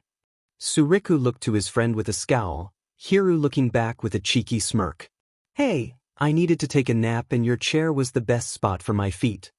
Izuku watched the two into a little brawl as he chewed his food. These guys didn't seem so bad, other than their little rivalry they apparently had. It was kind of funny to watch. So you're really quirkless, Midoriya-san? Suriku was chopped in the back of the head by his friend for the blunt statement, forming a small bump. Izuku's sweat dropped at the strange dynamic of the two. It's fine Hiru-san, Suriku-san said nothing wrong. There's no need for violence. To answer your question, yes, I'm quirkless, but that doesn't mean I'm any less strong than some of the other students at UA. In fact, I'm pretty sure our whole class has hero potential with the different quirks everyone has. The two nodded to his statement. Amen to that. If the entrance exam didn't use those metal robots, I'm pretty sure I could have had a chance to get into the hero course. Hiru picked up the apple off his plate and spun it on a finger. With a quirk like mine, anything with water in it is my forte. The apple continued to spin, but grew smaller and smaller until it fell off his finger, completely dried out. And shriveled. I could do pretty well versus biological stuff, but metal doesn't have any water to extract, so I would be powerless in the practical portion. Izuku nodded. The practical exam was pretty much based on physical prowess rather than diversity of quirks. Someone with enhanced strength could easily score higher than someone who could read minds or see through walls, which were more rare and needed in society. I think both of you have great abilities. They might not be the most flashy, but there is definitely a need for more diverse abilities in the hero society. Hiru smirked at Izuku. And what about you? You don't have a quirk, so how does that mentality apply to you? Izuku smirked back. I said abilities, not quirks. I plan to prove to everyone that I can become a hero, even without a quirk. So many heroes parade around their flashy skills, but take it away for one day and everything would come crashing down. I'll be that hero who won't need a quirk to save others, the hero that everyone, quirkless or not, can look up to. Hiru nodded to Izuku with his same smirk, as if giving him points for his little speech. So beautiful. Tenten. You move my heart with your words, Midoriya-sen. Suriku was up from his chair, clapping like an aristocrat for the short, green-haired boy. Izuku chuckled. These guys were definitely unique in their own ways, but then again, so was he. He supposed he would fit in just fine. End chapter. Please don't leave yet. I have something to show all of you, so I hope you take the time to look into it and learn a little bit more about the OC characters in the story. Full description of Izuku's class, the ones that are important. Midoriya Izuku. Description: has long dark green-black curly hair that reaches a few inches past his neck. Has emerald green eyes, light skin, 4 freckles on each cheek, and a soft round face. Ties his hair back every so often with a black ribbon he keeps in his pocket. Physical: 5 feet 3 inches, 71 kilograms, 156.5 pounds, has lots of muscle weight, but still has a slim build. Likes animals, kenjutsu, training, helping people, and pork cutlet bowls. Dislikes: naysayers, villains, sludge, sour candy, and hurting people. UA results: scored in the 99th percentile of the written portion and scored a total of 72 points, 35 officially, in the practical portion. Quirk: and skills set. Power: 3-5. Intelligence: 5-5. Cooperativeness: 4-5. Hitoshi Shinso. Description: has purple gravity-defying hair that floats in the air. Has deep purple eyes, pale skin, and an oval face. Black lining the bottom of his eyes from lack of sleep. Suffers from insomnia. Physical: 5 feet 9 inches, 54 kilograms, 119 pounds, lengthy and thin. Likes cats, smoothies, bicycling, and temper. Dislikes: dogs, beef, arrogance, and ignorance. UA results: scored in the 95th percentile of the written portion. Quirk: brainwash. After answering one of his questions, Shinso's targets are under his control and must follow any instructions he gives them. Quirk activates after the target speaks, whether they are directly answering the question or not. As long as they speak, they are his to command. Is unknown as to how many he can hold under his control at one time. Skills set. Power: 1-5. Intelligence: 4-5. Cooperativeness: 1-5. Chirokami. Description: sports a head of short spiky orange hair, barely draping over his ears. Has narrow dark brown eyes, lightly tanned skin, and a triangular face. Wears a bronze watch on his left wrist. Physical: 5 feet 7 inches, 59 kilograms, 130 pounds, filled out, but still skinny. Likes swimming, watermelon, his watch, napping, and spiders. Dislikes: dry foods, soft drinks, hot climates, fire, and collard greens.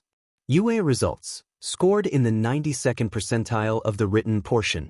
Quirk: dehydration, allows him to SCK the liquid out of any object, absorbing it into himself. He can drain organic and non-organic materials of moisture, allowing him to add it to his own body. Depending on what he absorbs, it can affect him. If he absorbs sugar-filled liquids, then his body becomes jittery, or absorbing large amounts of alcohol will immediately make him inebriated. Absorbing too much liquid will force him to release it through urination or sweating. Skills set. Power: 3-5. 3-5. Intelligence: 3-5. Cooperativeness, 3-5. Suriku Imori. Description: has bright blonde wavy hair that drapes over the edge of his eyes and down his neck. Has large sky blue eyes, light skin, and a heart-shaped face. Wears a pair of blue shoes with holes cut in the bottom for his quirk. Physical: 5 feet 4 inches, 56 kilograms, 123 pounds, thin but not lengthy in any way. Likes: soft drinks, gummy candies, sitting in the rain, ice skating, and dancing. Dislikes: dry areas, spicy foods, spiders, and sudden noises. UA results: scored in the 87th percentile of the written portion. Quirk: slime. Suriku can secrete a slime-like blue substance on his skin. While not having any additional properties, he has adapted and can use it to grease himself, lay areas with it as traps, slide on it with his shoes, and throw it as a distraction. If he uses it for an extended PRD, then he will become dehydrated. Skills set: Power 1-5, 3-5, Intelligence 3-5, Cooperativeness 5-5. Sumkana. Description: has short black hair that barely touches her neck. Has sharp yellow eyes, dark tan skin, and a rigid but rounded face. Wears 2 silver earrings in her left ear and usually has a silver chain necklace with a 1-inch claw around her neck. Physical: 5 feet 6 inches, 61 kilograms, 134.5 pounds, slim but somewhat bulky build. Likes: sharp stuff, spicy foods, ramen, almonds, and black. Dislikes: rambunctious people, annoying stuff, overly sweet and rich foods, and teriyaki. UA results: scored in the 96th percentile of the written portion and scored 29 points in the practical portion. Quirk: nails. Allows her to lengthen and harden her nails to the strength of iron. Can be lengthened to up to 7 inches and sharpened to a knife's edge. And be released and thrown as a projectile, easily cutting through anything sharp iron could. However, not steel. With overuse, her nails will bleed and can come out uneven or weaker. Eating keratin-rich foods, like almonds, helps her recover faster. Skills set: Power 3-5, 55, 3-5, Intelligence 4-5, Cooperativeness 2-5. Tachiri Hitomi. Description: has long dark shaggy turquoise hair that often covers her eyes, flowing in a long river over her face. Has soft blue and red eyes, red going to blue from inside out, pale white. Skin, and a small heart-shaped face. Keeps a pair of sunglasses in her shirt. Physical: 5 feet 2 inches, 50 kilograms, 110 pounds, thin and shaky. Likes: quiet, reading, cinnamon rolls, and hedgehogs. Dislikes: interactions, violence, cold temperatures, eye contact, and raw fish. UA results: scored in the 98th percentile of the written portion. Quirk: mind read. Allows her to see into people's minds after making eye contact with the target. After gaining eye contact, she immediately has a gateway into their mind and can look through the memories and thoughts of the person. For every second she looks into the victim's eyes, she has 10 seconds to look around in their head. She can get a headache with too much use, and dislikes using her quirk, as she has a hard time controlling it and who she uses it on. Skills set: 1-5, Intelligence 5-5, Cooperativeness 1-5. I hope this helps a little bit with the storyline and characters. It helps to better get a mental picture of them and what they look like. Anyway, that's the end of the chapter. Let me know what you think and how it was. The next few chapters will be focused on the arc surrounding Izuku in the general course and how he prepares for the UA festival. Until next time, see ya. Chapter Kumo. After a satisfying lunch, Izuku flashed through history and literature without much concern. Both were inherently easy as long as he did the required work and stayed on time of the assignments. Now he was back in class C1, wondering what was in store for him and the rest of his classmates. Since we got through everyone's quirks in the first portion of the day, you have a free PRD until school ends. As long as you don't blow anything up, I don't care what you do. Tetsuki-sensei placed her hand on her chest with a shrug. Personally, I would encourage you to talk to your classmates and get to know them. You'll be in class with them for a while, even if you plan on transferring as soon as you can. Tetsuki-sensei then went to her desk in the corner of the class, leaving her students to get up from their chairs and talk to one another. Izuku found himself in the company of Suriku and Hiru once more, the two of them pulling him into a conversation about heroes and quirks. I gotta say, I think Best Jeanist has the most unique quirk. It's great for capture and can be used for combat as well, making his wires razor sharp. Suriku put in. Nah, I say Ryukyu is the most unique. She has super strength, enhances speed, can change into a dragon, and can resist fire. She can easily handle more diverse situations than a man with pockets on his face. Hiru snarked with a smile. Izuku gave a nod to both. He thought they were both pretty good examples. Those two are nothing against a hero like All Might. The three turned in their chairs to see Tsum looking down at them, a cocky smile on her face. Hey, you almost killed me this morning. Suriku shouted in a high voice. The short-haired girl smirked. Believe me, if I wanted to, I could have made you a pincushion. The slime and nail users stared at each other, one with defiance and the other with confidence. Hiru sighed. What do you mean by your statement? Care to clarify? He asked coolly. The girl scoffed at his relaxed behavior. I mean, he's the best because his strength. He can defeat villains in a single punch and fight anyone with any kind of quirk. He's never lost a fight and never will. That's why, Dry Boy. A tick mark formed on Hiru's head at the new nickname. Dry Boy. He muttered with a glare at her, the tough-looking girl unashamed of her statement. I don't think that's right. Izuku put in, getting looks from the three. If you don't like insults, then you shouldn't be here, runt. Izuku brushed off the term for his height. He was used to it. I meant the stuff about All Might. He hasn't won every fight he's been in. The girl took a seat next to Izuku and closed in. Oh, and how's that? Please tell me what he hasn't won a fight. I'm waiting, Mr. Know-It-All. Izuku sighed. If you look back a few years ago, there was a fight where he couldn't beat a villain, one with the ability to absorb kinetic energy. All Might kept punching the guy, but he soaked it up and dished it back without remorse. The 3+1 tuned in closer with interest.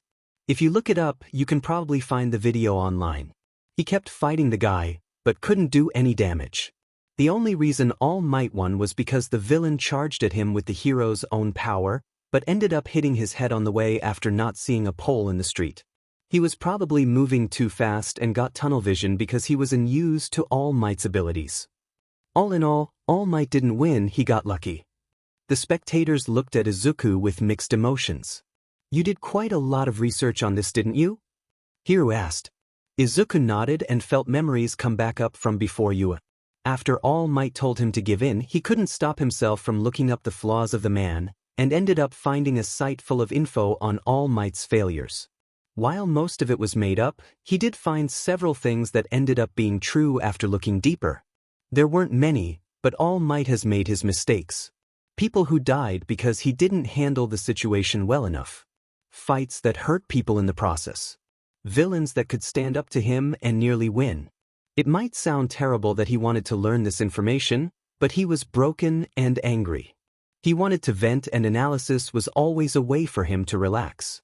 Not only did he reduce his own anger at the #1 hero, but he learned more about him too. He learned that even someone like All Might wasn't perfect. That the symbol of peace wasn't always as victorious as he would hope. That there were times that things didn't go the way as planned. It helped him with clarity. All Might wasn't perfect, which means his words weren't always the truth either. Those words he said could be proven wrong. Not only that, but Izuku taught himself that heroes weren't always going to be there to save the day, and that people were going to get hurt, no matter how hard he tried.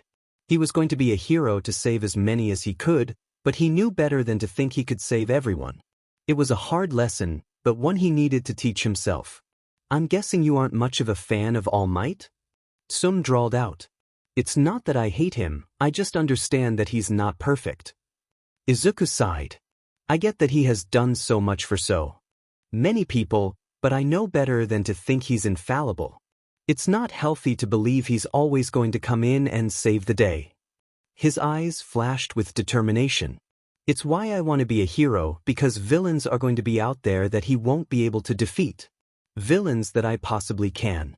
It just depends on the situation and what type of quirk the enemy has, and if I can do my part to save people. He sat back in his chair, wondering to himself if said too much. He usually did when it came to heroes. Hiru and Suriku looked to one another before staring at Izuku.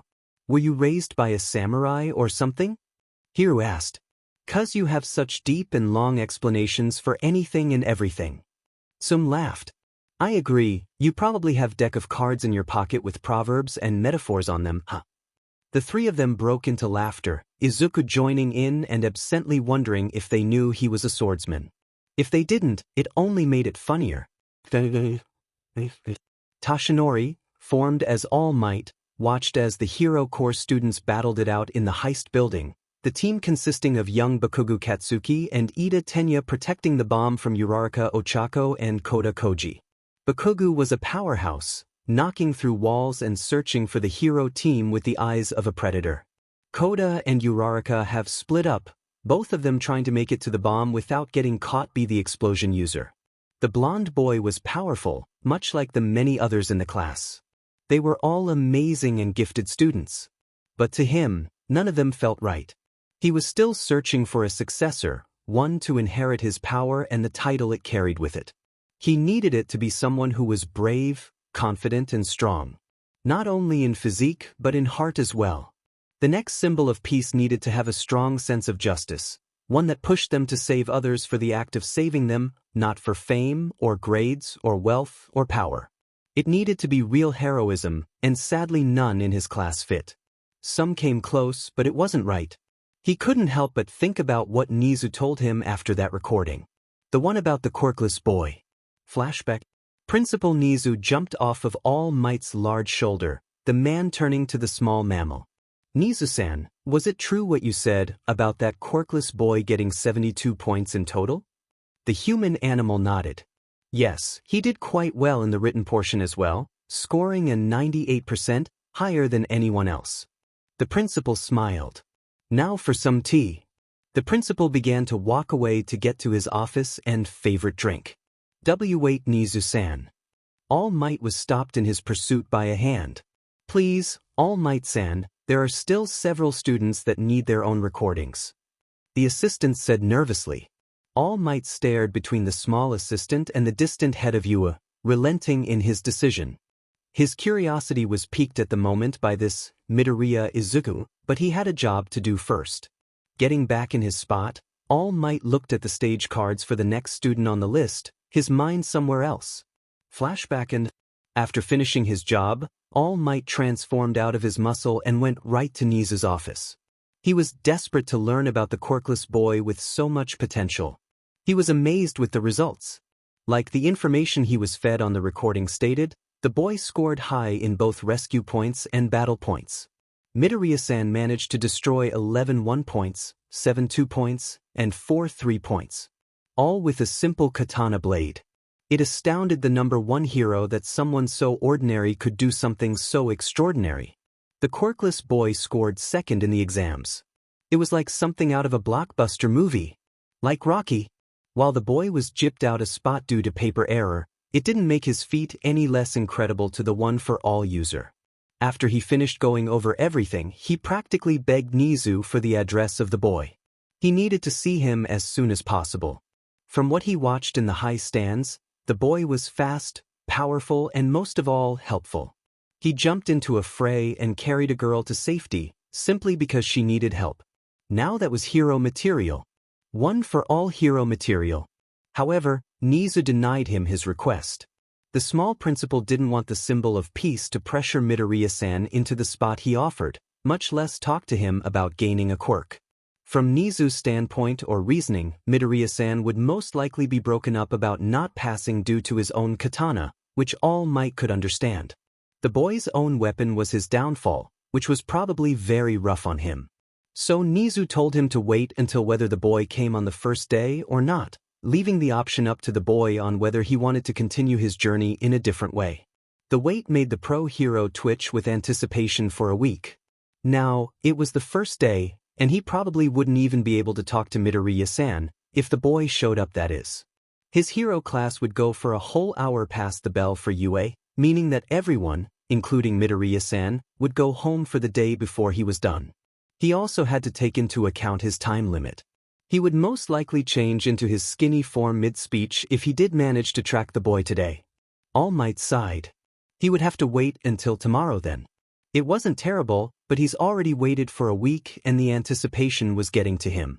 He wanted so desperately to meet the boy and talk to him, ask him about his dreams and the reasons for trying so hard. The hard work that went into training for the entrance exam. All Might couldn't predict the future, but he felt that he wouldn't be disappointed by whatever the boy told him. Anyone who pushed themselves to be a quirkless hero obviously had some good motivations and passions. He just wanted to hear about them and finally determine if the boy was a good fit for his quirk or not. Sadly, such actions would not happen today. He was confident that Midoriya-san showed up like he thought he would, but he still needed to confirm it. All it would take was to talk to Nizu, and he was golden to go for tomorrow and find the young swordsman. A loud buzzard shook All Might from his thoughts, and he brought the microphone up to his mouth without a moment of hesitation. The heroes failed to reach the bomb. The villain team wins. Bakugo stood over Koda menacingly and Ida held the bomb in his arms, keeping it from the floating girl who had been trying to reach it the whole match. All Might called out orders for the next teams, but his thoughts trailed off to Midoriya-san again. He didn't know why, but he felt he'd met the boy before. There was something familiar about him that the #1 hero couldn't put his finger on. He watched the boy in the stands, yes, but there was something else. Somewhere else where he met him. He pushed it aside as he called out the next teams of villains and heroes. He was sure that he would know as soon as he met the boy tomorrow. Izuku stepped into his apartment with a happy sigh, content with how the day at UA went. It wasn't the ideal dream he had of it as a kid, but then again he wasn't in the wrong course at the moment. That didn't mean he didn't like the general course or the people in there. Far from it. Even with their strange teacher, he had a lot of fun today talking to his new friends. Izuku, is that you? Hi Ken, I'm back. His worrywart of a mother rounded the corner and ran up to him with trepidation. How was your first day? Was it good? Bad? Did you make any friends? Was it not like you hoped? Izuku placed his hands in front of himself. Relax, Ken, it was fine, let me explain it to you in order in the kitchen or something. Izuku's mother sheepishly nodded her head with a smile on her face and led her little boy to the kitchen. I made pork cutlet bowls today, your favorite. Don't worry, I substituted some of the more unhealthy items in it for greens and protein. Izuku smiled. His Kasan was the best. The two set the table and laid out everything for the delicious meal, Izuku almost drooling from the side of lip at the small by itself. With the table set, the two sat down and began their quirk prayer. Ita de Kamasu. They picked up their chopsticks and began to enjoy the wonderful meal the mother made. So Izuku, how was your first day at UA? His cousin asked as she bit into her sticky rice. Izuku smiled. It was nice. I suppose the best way to tell you everything if from the beginning, right? He asked with a tinge of cheek. Inko smiled and nodded. Well, after going to my homeroom, I walked up to a giant red door and pushed it open to reveal a bunch of other classmates fighting with each other about one of them having his feet on his friend's chair. It was kind of unexpected for my first day, but nothing crazy happened. After that, the teacher, whose name is Tetsuki-sensei, walked in and had everyone go through their names and their quirks. Inko looked at him with concern, but Izuku waved it off. It was fine. I was asked about my quirk, which I replied with that I didn't have one, but nothing bad happened. I got some looks, but everyone in the general course seems a bit more open-minded than my classmates back in Aldra. Anyway, I got through homeroom with no trouble, then went through math, which was pretty simple, then English. Izuku said with a pout as he bit into his pork. Inko stifled a laugh. It was no question that Izuku hated English. He found it too unusual and random for anyone other than natives English speakers to understand it. After those classes, I went to lunch and actually made some friends while I was there. One's name is Hiru and he seems pretty nice, though he tends to poke fun at his friend Suriku. Suriku is really outgoing and a bit wild, but not too much. He likes to smile a lot and seems like a friendly person. The two of them seem to have a good dynamic between them, and I was Seki into their duo as the third wheel. Izuku laughed. Inko bit into her meal with a proud look in her eyes. She continued to listen to her son with keen interest. After going through literature class and history, which were both pretty easy, everyone in the general course went back to our homeroom. It was there that we learned that we apparently finished the class's objective for the day in the first half. Tetsuki-sensei gave us a free PRD to talk to our classmates and learn about who they were. I went over and started talking to Suriku and Hiru about stuff they found interesting. After finding some common ground with them, we all decided to have a debate about heroes and which ones were the best. Both had some pretty good examples of unique quirks, but then a girl put in her own opinion on the matter and got involved in our discussion. Her name is Tsum, and while she was a bit aggressive at first, she seemed pretty cool after a little while. We all had some common ground and managed to talk about hero stuff and our dreams of going into the hero course. Every one of them want their chance just like me to shine. Izuku gave out a content sigh. We talked about quirks and skills and training, and before we knew it, the PRD was over and we were free to go. The four of us continued to talk to each other until we exited the gates and went our separate ways, but not before exchanging information with one another to keep in touch outside of school. Izuku smiled happily, much to his Ka-san's pleasure. She was so afraid that he would be let down by the general course. She knew it wasn't what he wanted, but he was willing to give it a chance, even if it might let him down. Luckily her worries were all for naught. Izuku had a good time, made some friends, and didn't appear to be overly upset about not being in the hero course. She knew he still wanted to be there, but at least he wasn't beating himself up over not getting in. Her son was happy, for now at least, and Inko was glad. Maybe having Izuku go into the general course wasn't such a bad thing after all. Chapter 8, Nezumi. Izuku walked into his class with Tsum by his side, both of them going over the sharpness of her nails and ways to make it better. Have you ever tried painting them with something to make them stronger? Izuku asked as he looked at her lengthened nails. Tsum scoffed at the question. Of course I have, but it doesn't grow with my nails and stays at the tips. That and when I fire them off I can't wait another 30 minutes for a new coat to dry on them. Izuku chuckled a little bit at her abrasive attitude. I think I have a better idea for you. What if you make specialized glosses that have different properties such as flammability so you can light the tip of your lengthened nail on fire, or steel so you can use the tip to cut through harder surfaces, like steel plating. Tsum put a sharpened nail on her chin and smiled. I might just have to use that, thanks Runt. Izuku deadpanned a little at the insult. The name's Midoriya. Izuku, but you're welcome. The girl slapped him on the back. I'm just kidding. Don't worry, I'll find a better nickname for you by tomorrow. The two waved to one another as they separated. Izuku walked to his seat to wait for their teacher. It wasn't even a second after he sat down that she came in the room with a very happy expression on her face. Good morning everyone, I hope you're having a great day, she said with an unusual smile that made everyone back into their chairs. What happened to their cool-faced and uncaring teacher? Today, we'll be going over counters for certain abilities. For every answer you get correct, I put a point in for participation. If you give me a 3-part answer, you get a candy. She then placed a large bowl of candy overflowing at the edges on the table, piquing everyone's interest. For example, I'll ask what a counter for fire is you would say. Shinso, please answer. She pointed to the purple-haired boy in the back, to which he placed his hand on the side of his face. Water, he said blandly. Tetsuki nodded rapidly. That's right, or you could have answered water, suffocation, or smothering and gotten a piece of candy. Now let's begin.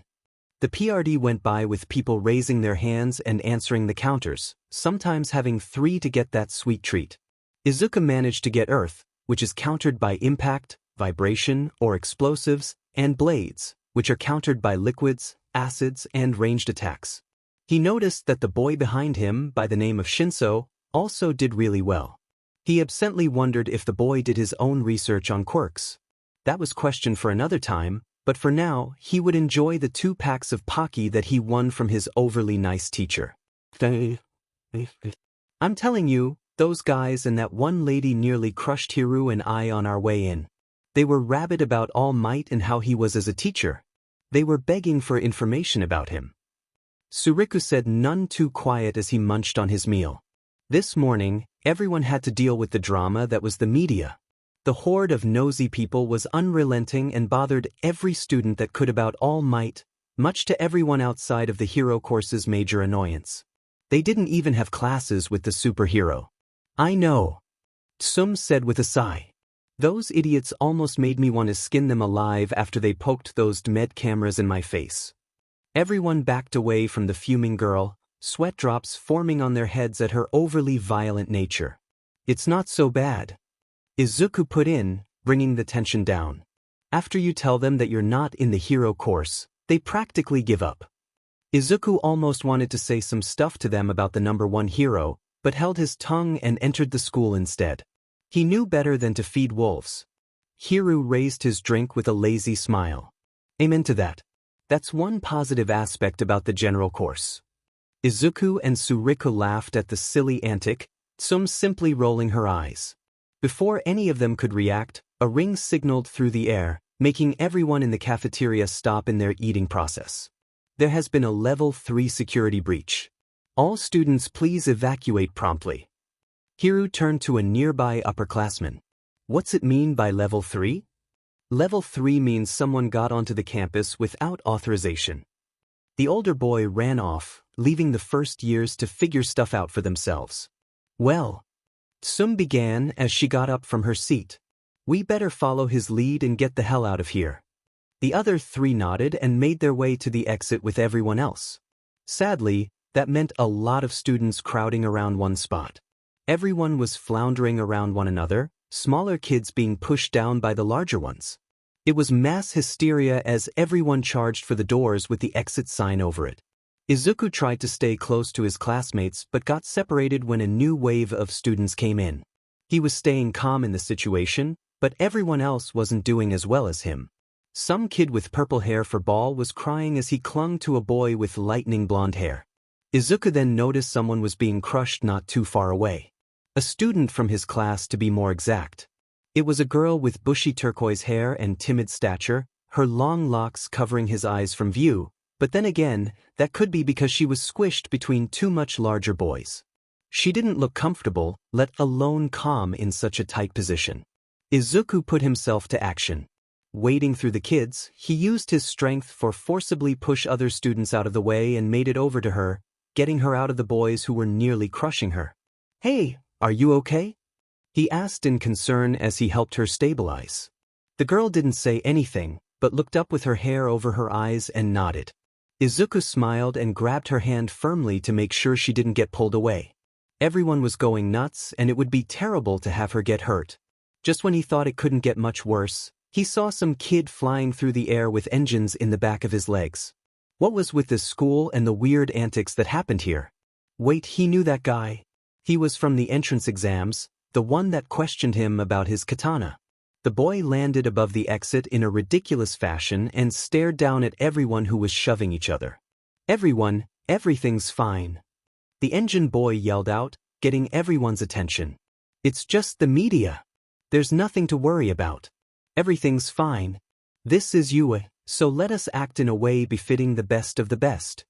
Everyone suddenly calmed down from his speech, several turning to the windows to indeed see that the media somehow got into the school. Izuku let go of the shy girl's hand and rubbed the back of his head. That's a relief. I'm glad you're okay.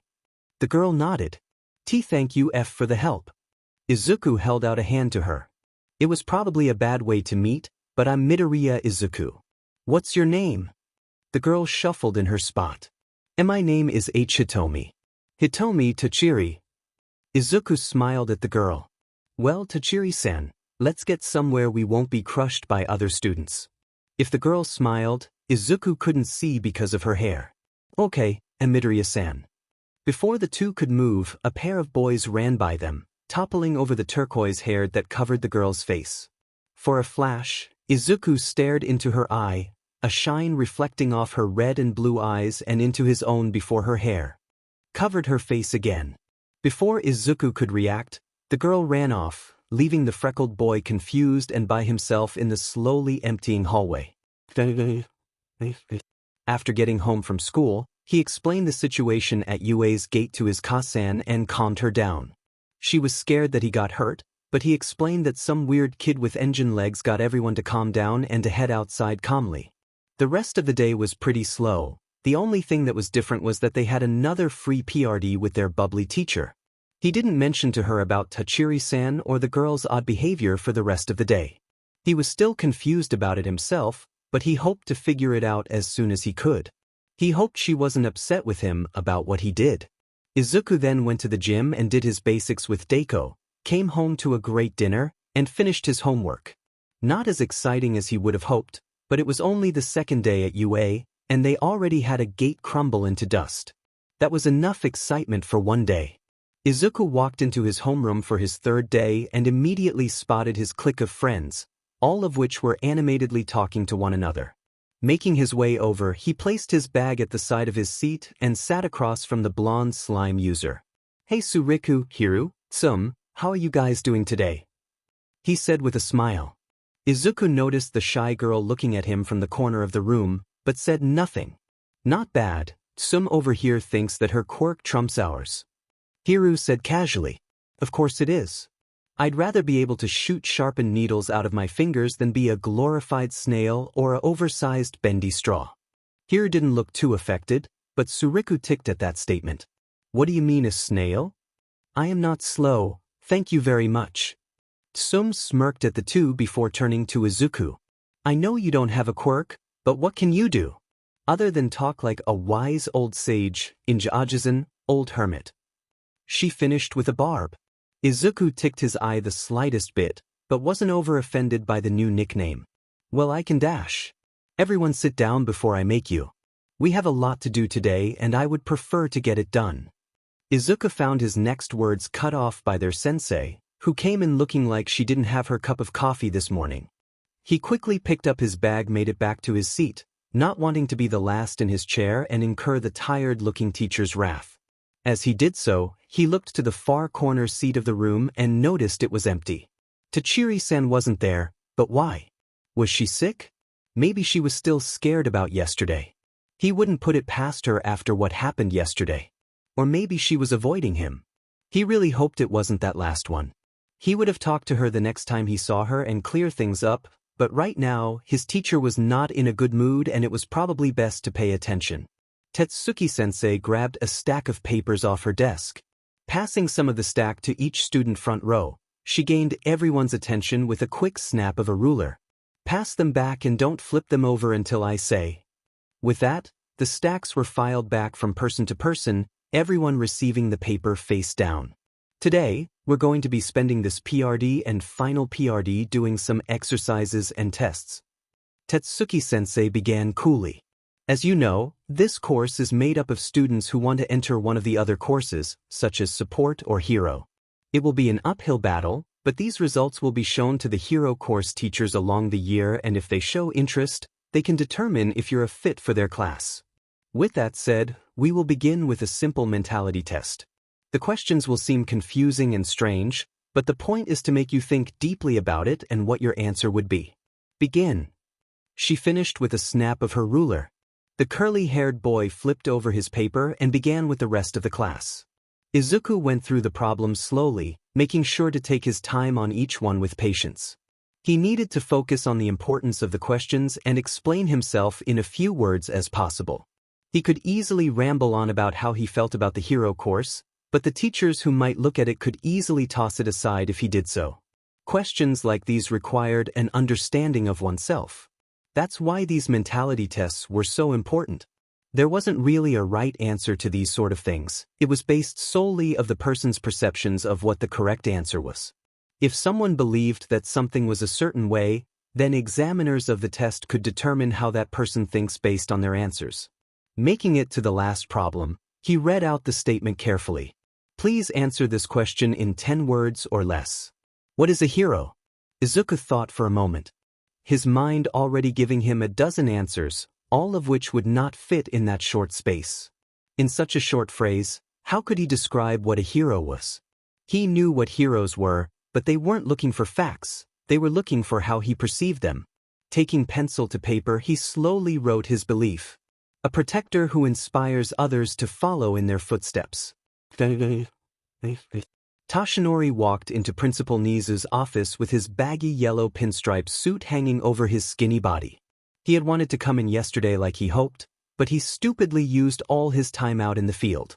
It wasn't that he didn't like or want to help people, it was that he needed his all-might form for other things too, and he knew better than to make a first impression to Midoriya as a skeleton. One of the burdens as a hero like himself. That, and everyone was flustered about the break-in with the media. He wouldn't have had a chance to get into the school without being questioned on who he was by the police. A weird skinny man with baggy clothing just screamed, "Hobo," to them for some reason. So he was forced to break his own plans and try to fix it today, know that things have simmered down a bit. "Oh, Toshinori, how are you doing today? Would you like some tea?" The number one hero was about to refute, but Nizu was already pouring him a cup. Now he couldn't refuse the gesture. Picking up his own cup of hot tea, Toshinori looked at the mammal principal with his beady eyes. "Nizu-san, I must ask about Midoriya Izuku? Yes, he did show up yesterday and the day before that if you wanted to know." The symbol of peace. Sighed in relief. That was good. The boy came to UA and now he had a chance to meet the boy and talk to him. However, there is something you should know before you go track him down. Nizu put down his tea and gestured for All Might to sit across from him, which the skinny man could not deny. "What is the problem, Nizu-san? Did something happen to him? Was he bitter or angry about his spot in the general course?" The principal shook his head as he took another sip. "Not at all. In fact, he seems to be doing very well in his class and has made 3 new friends during homeroom, but that is not the problem I was referring to." Toshinori gave the animal man a confused look. "Then what is the problem?" Nizu continued to drink his tea. "He doesn't like you." Those words struck Toshinori in the heart.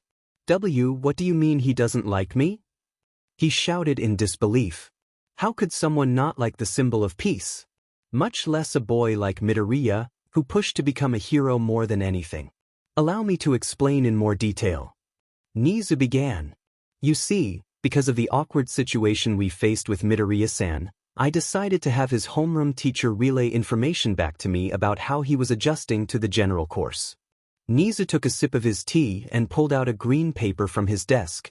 "As Tetsuki-san stated on the paper she wrote for me, regarding his first day, Midoriya Izuku has shown to be open-minded about the general course and does not display any outward distaste for the class or any of the students in it. During the peer quirk evaluation, the boy was in the back half of the class taking meticulous notes of each student's quirks. While I have no information on his notes, it was obvious that he wrote down information about their quirks as soon as they explained or demonstrated them. During Midoriya's time in the front of the class, he stated that he wished to become a hero and how he would prove to everyone who pushed him down that he can make it to the top. When presented with a question about his own quirk, Midoriya proudly stated he didn't have one. He showed no sign of shame in his lack of quirk and make his way back to his seat with confidence. In the second and final PRD of the homeroom, Midoriya talked with both Suriku Imori and Hiru Okami, easily making good conversation with both boys. I suspect that they became friends earlier in the day. Kana-tsum interrupted their conversation on heroes by proudly stating how All Might was the strongest and best hero. Midoriya took a moment before countering back her statement with evidence that All Might was not unbeatable and was not a perfect hero. After explaining the situation, Midoriya went on to tell the 3 students about why he wished to be a hero and that some heroes like All Might would not be able to defeat certain villains. Ones that he possibly could. The conversations after that were mainly about quirks and heroes until the end of class. Deductions about Midoriya Izuku. Somewhat prideful as a quirkless student. Not overly confident, but is unafraid to speak his mind. Has determination and drive. Wants to go into the hero course. Very analytical. Notices things about certain heroes that the heroes themselves probably don't know about. Made statements about heroes and their quirks that most people wouldn't have been able to realize. Harbors some disdain for All Might. Unsure of the reason, but does not see All Might like most students at UA do. Sees All Might as imperfect. Nizu put the paper down with a sigh, grabbing what was left of his tea and downing it before filling his cup again. Toshinori was frozen in his spot, the words of the teacher settling on his shoulders. Midoriya didn't like him for some reason. The boy who was the best choice for inheriting his quirk. Didn't like the symbol of peace. Was it perhaps because of his strength? It made sense in his mind. Someone with no quirk would easily be angered at another for having one as powerful as One for All. No, from the reports, the boy has no problem talking about quirks and heroes with exceptional abilities. His powers as the symbol of peace wouldn't affect how the boy saw him. He was also prideful as a quirkless person, which might be a problem later. Could it perhaps be that he didn't save someone close to the boy? There were some who blamed him for not saving their loved ones or friends. He didn't deal with it too often, but every now and then a person would yell at him about failing to save their mother or sister. That was a plausible reason, but it didn't seem right. The boy would probably hate him much more than what the report said. That, and Midoriya wanted to do the jobs that heroes like himself couldn't. If the boy truly hated him, he would be shooting to replace him, not work beside him. He still couldn't put his finger on the reason, but something in his mind itched at the curly-haired boy. It was like he'd met him before. He met dozens of people every day while saving lives, but something about Midoriya made him special in All Might's mind. He just couldn't remember why. Maybe it was the situation where it happened? Or perhaps the words that were said. He didn't know, but he planned on finding out soon. So what should I do? Toshinori asked the principal. Nizu was simply enjoying his tea. I believe the best thing is to start out with why he dislikes you, and try to fix the situation. If you want this boy to inherit your quirk, then you will need his full trust. Something you don't have at the moment. Nizu paused for more tea, causing Toshinori to sweat drop. How much tea could the principal drink? Another thing to account for is his pride. He wants to be a hero without a quirk, which contradicts what you wish to offer him. He made it through the entrance exams without a quirk and scored very high, so he most likely believes he doesn't need a flashy power to succeed in his dreams. In all honesty, I don't think he'll want your power. Toshinori bit his lip, wishing the mammal man before him would stop drinking tea for a moment. Nizu was right. Even if he did get the boy to like him again, it was obvious that Midoriya wanted to be a quirkless hero. While that was noble and brave on so many accounts, Midoriya was also a great candidate for his quirk. He would need to focus on that half later. Right now, he had to do the first part. Learn about the boy and get his trust. All he needed to do was talk to him and figure out why Midoriya didn't like him. Who knows, maybe he'll figure out why the boy was familiar to him in the process. Chapter 9. Kabuto. Izuku sat down to lunch with Tsum across from him, Suriku and Hiru sandwiching him on both sides. After doing the mentality tests, they were all subjugated to a questionnaire about who they would save in a life or death situation, the students being chosen randomly in each case. Tsum was obviously still miffed about not being chosen. She had an answer for each one, and the people who got chosen were either too skittish to answer or too dumb to understand what the questions meant.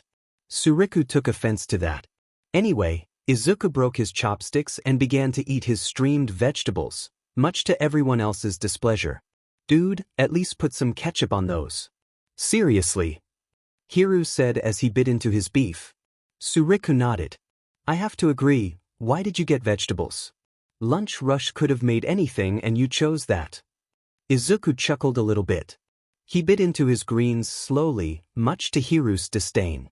Well, I think that eating vegetables is great, as it helps with your body's health, eyesight, and growth. Izuku said happily. Tsum snickered. A few vegetables isn't going to help you much with your height, Injajisen. A tick mark formed on Izuku's head. That was a double whammy of an insult on Tsum's part. At least I'll be in shape, unlike you after you finish all that ramen. Sitting on Tsum's plate was a heaping bowl of miso ramen, the salt and carbs practically steaming off it in Izuku's opinion. Hey! Tsum jumped up from the table. Don't you dare diss ramen. Ramen is the best thing on this earth since hot wings. The three boys turned to her in confusion. What are hot wings? Suriku asked, to which Tsum smiled viciously at the three. One of these days, I'm going to show you boys some grade A American cuisine. The three shivered. While Izuku may be the health nut of the group, they can all agree that anything from America was soaked in grease and not good for you. Hey, it's you! The four turned to find a bubbly-looking girl with bouncy brown hair, hazel eyes, and a plump chipmunk face. She was looking at Izuku.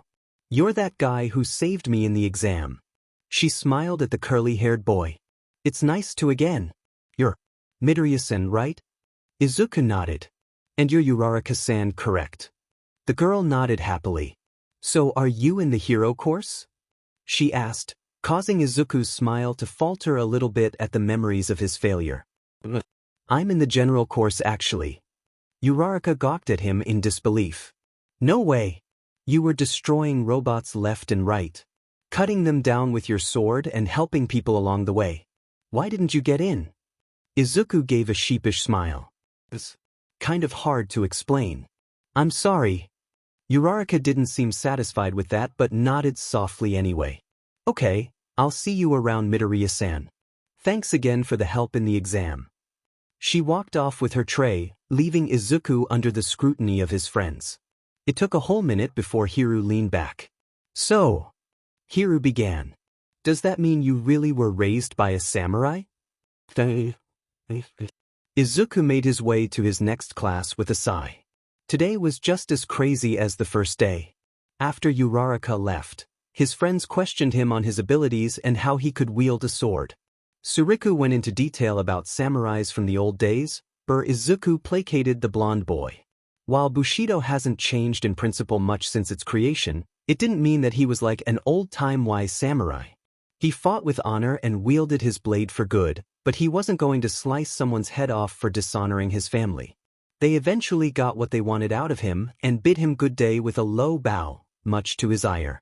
Just because he trained in Kenjutsu didn't make him a lord or something.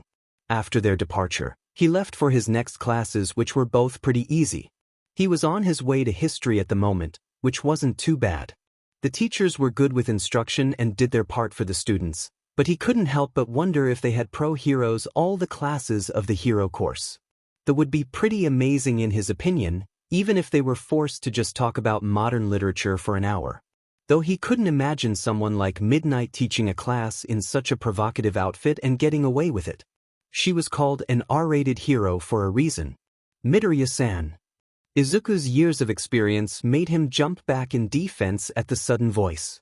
Staring down at him from around the corner of the hallway was the number one hero himself, All Might. Someone Izuku didn't want to see at the moment, especially in an unused hallway like this. It's good to see you, my dear boy. I was wondering if I could talk to you for a moment. Izuku collected his courage. No thank you, I have a class to get to. Izuku then passed by the yellow-wearing behemoth, much to the man's shock. Are you sure? It would only take a moment of your time. Izuku continued to walk briskly. I'm sorry, sir, but I can't afford to miss any classes or be late to them. I hope you understand. Izuku needed to get away.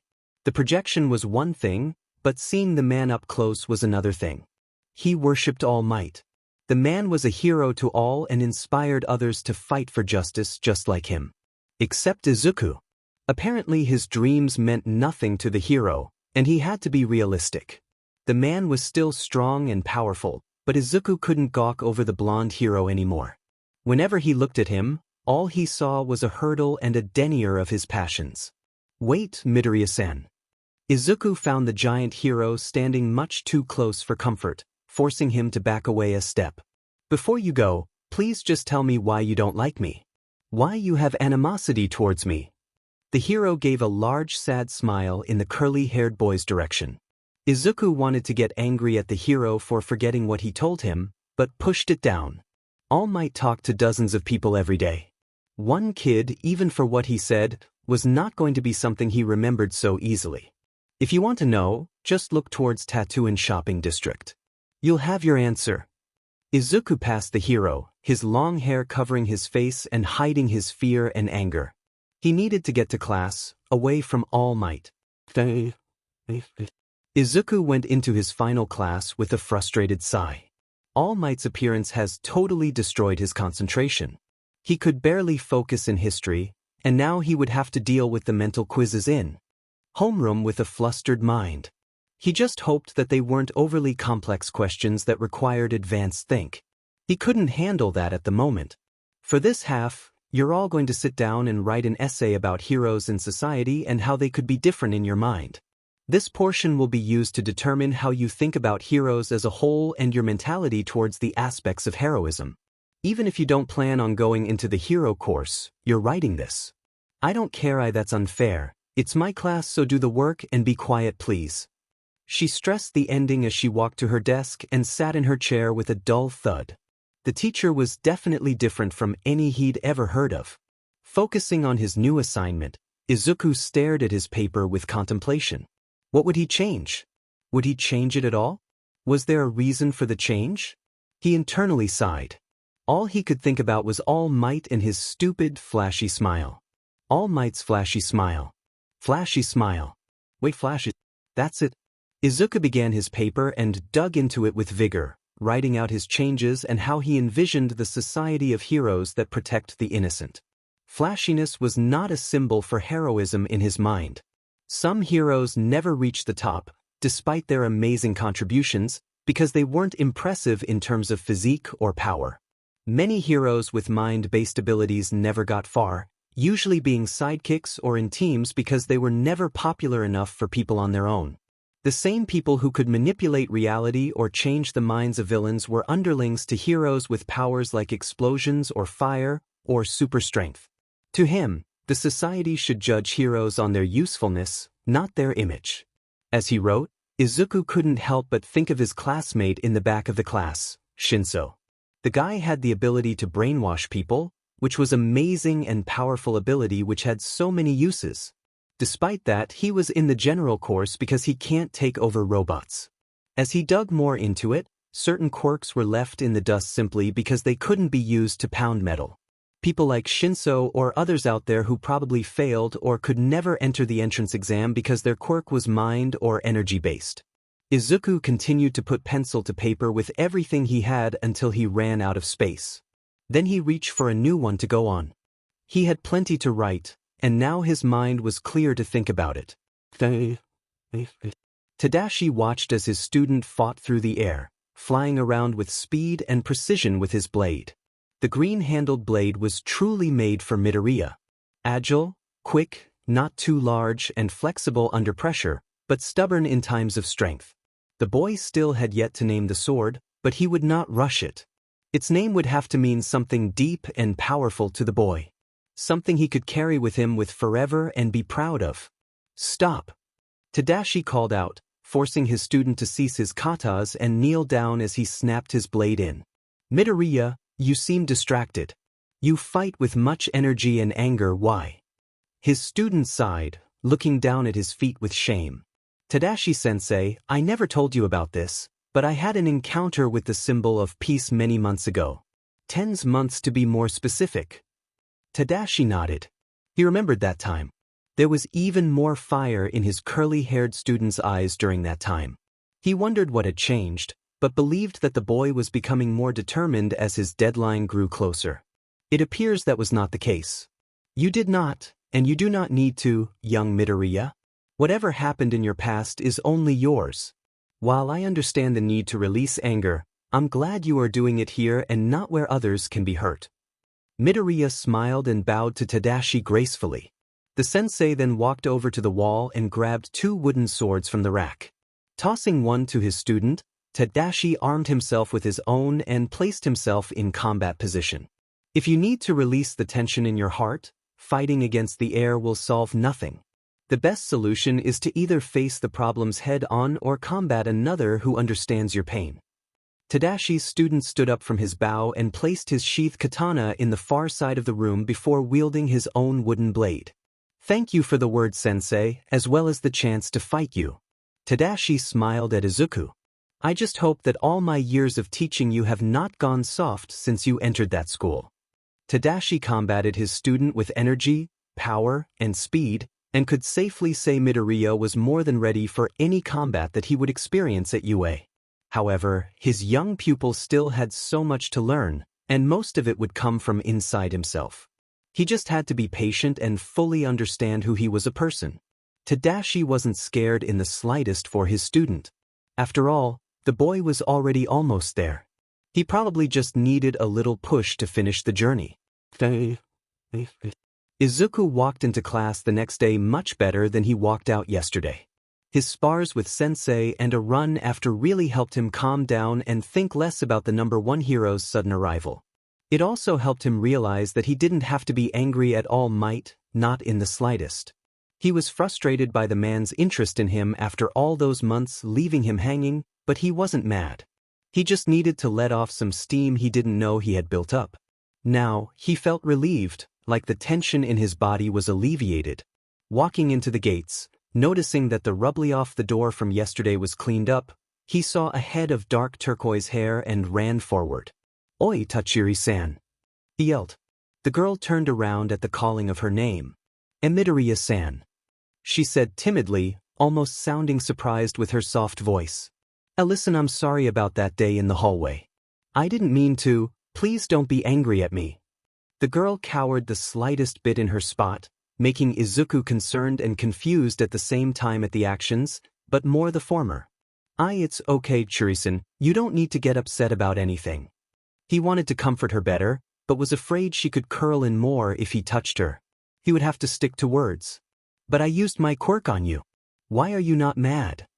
Izuku tilted his head in confusion. "What do you mean?" The girl fidgeted with her hands as she looked down, the sea of bushy hair covering her features. "When I looked into your eyes, I saw some of your memories. And not a lot, but some stuff." Izuku stared at her with surprise. "What did you see?" he asked curiously, no anger in his voice. She fidgeted a little more, now playing with her hair. "I saw this samurai man, and how he told you that you can be a hero." Izuku smiled in relief. Of all the memories she looked at, she found the one closest to his heart. Every once in a while he would think about Bushido Blade and what the man did for him. Had he not gained those words, he would probably be still floundering for recognition, or for someone who would tell him that his dream wasn't ridiculous. Getting back on topic, he noticed her get more nervous about the situation. He wasn't a therapist, but it was obvious that others in Tachiri-san's life that weren't so friendly when it came to reading their minds, even if accidentally. "Hey, it's okay, Tachiri-san, there's no reason to be upset. I'm not broken up about what you saw, so you shouldn't be either, okay?" Izuku gave her a smile, even if she couldn't see it. The girl fidgeted a little before staring at Izuku, her eyes covered up. Thank you, Midoriya-san." Izuku smiled. "It's no problem," he said back. "Now let's get to class before we're late." The two general course students made their way to C1, one feeling the tiniest bit better over the situation she created.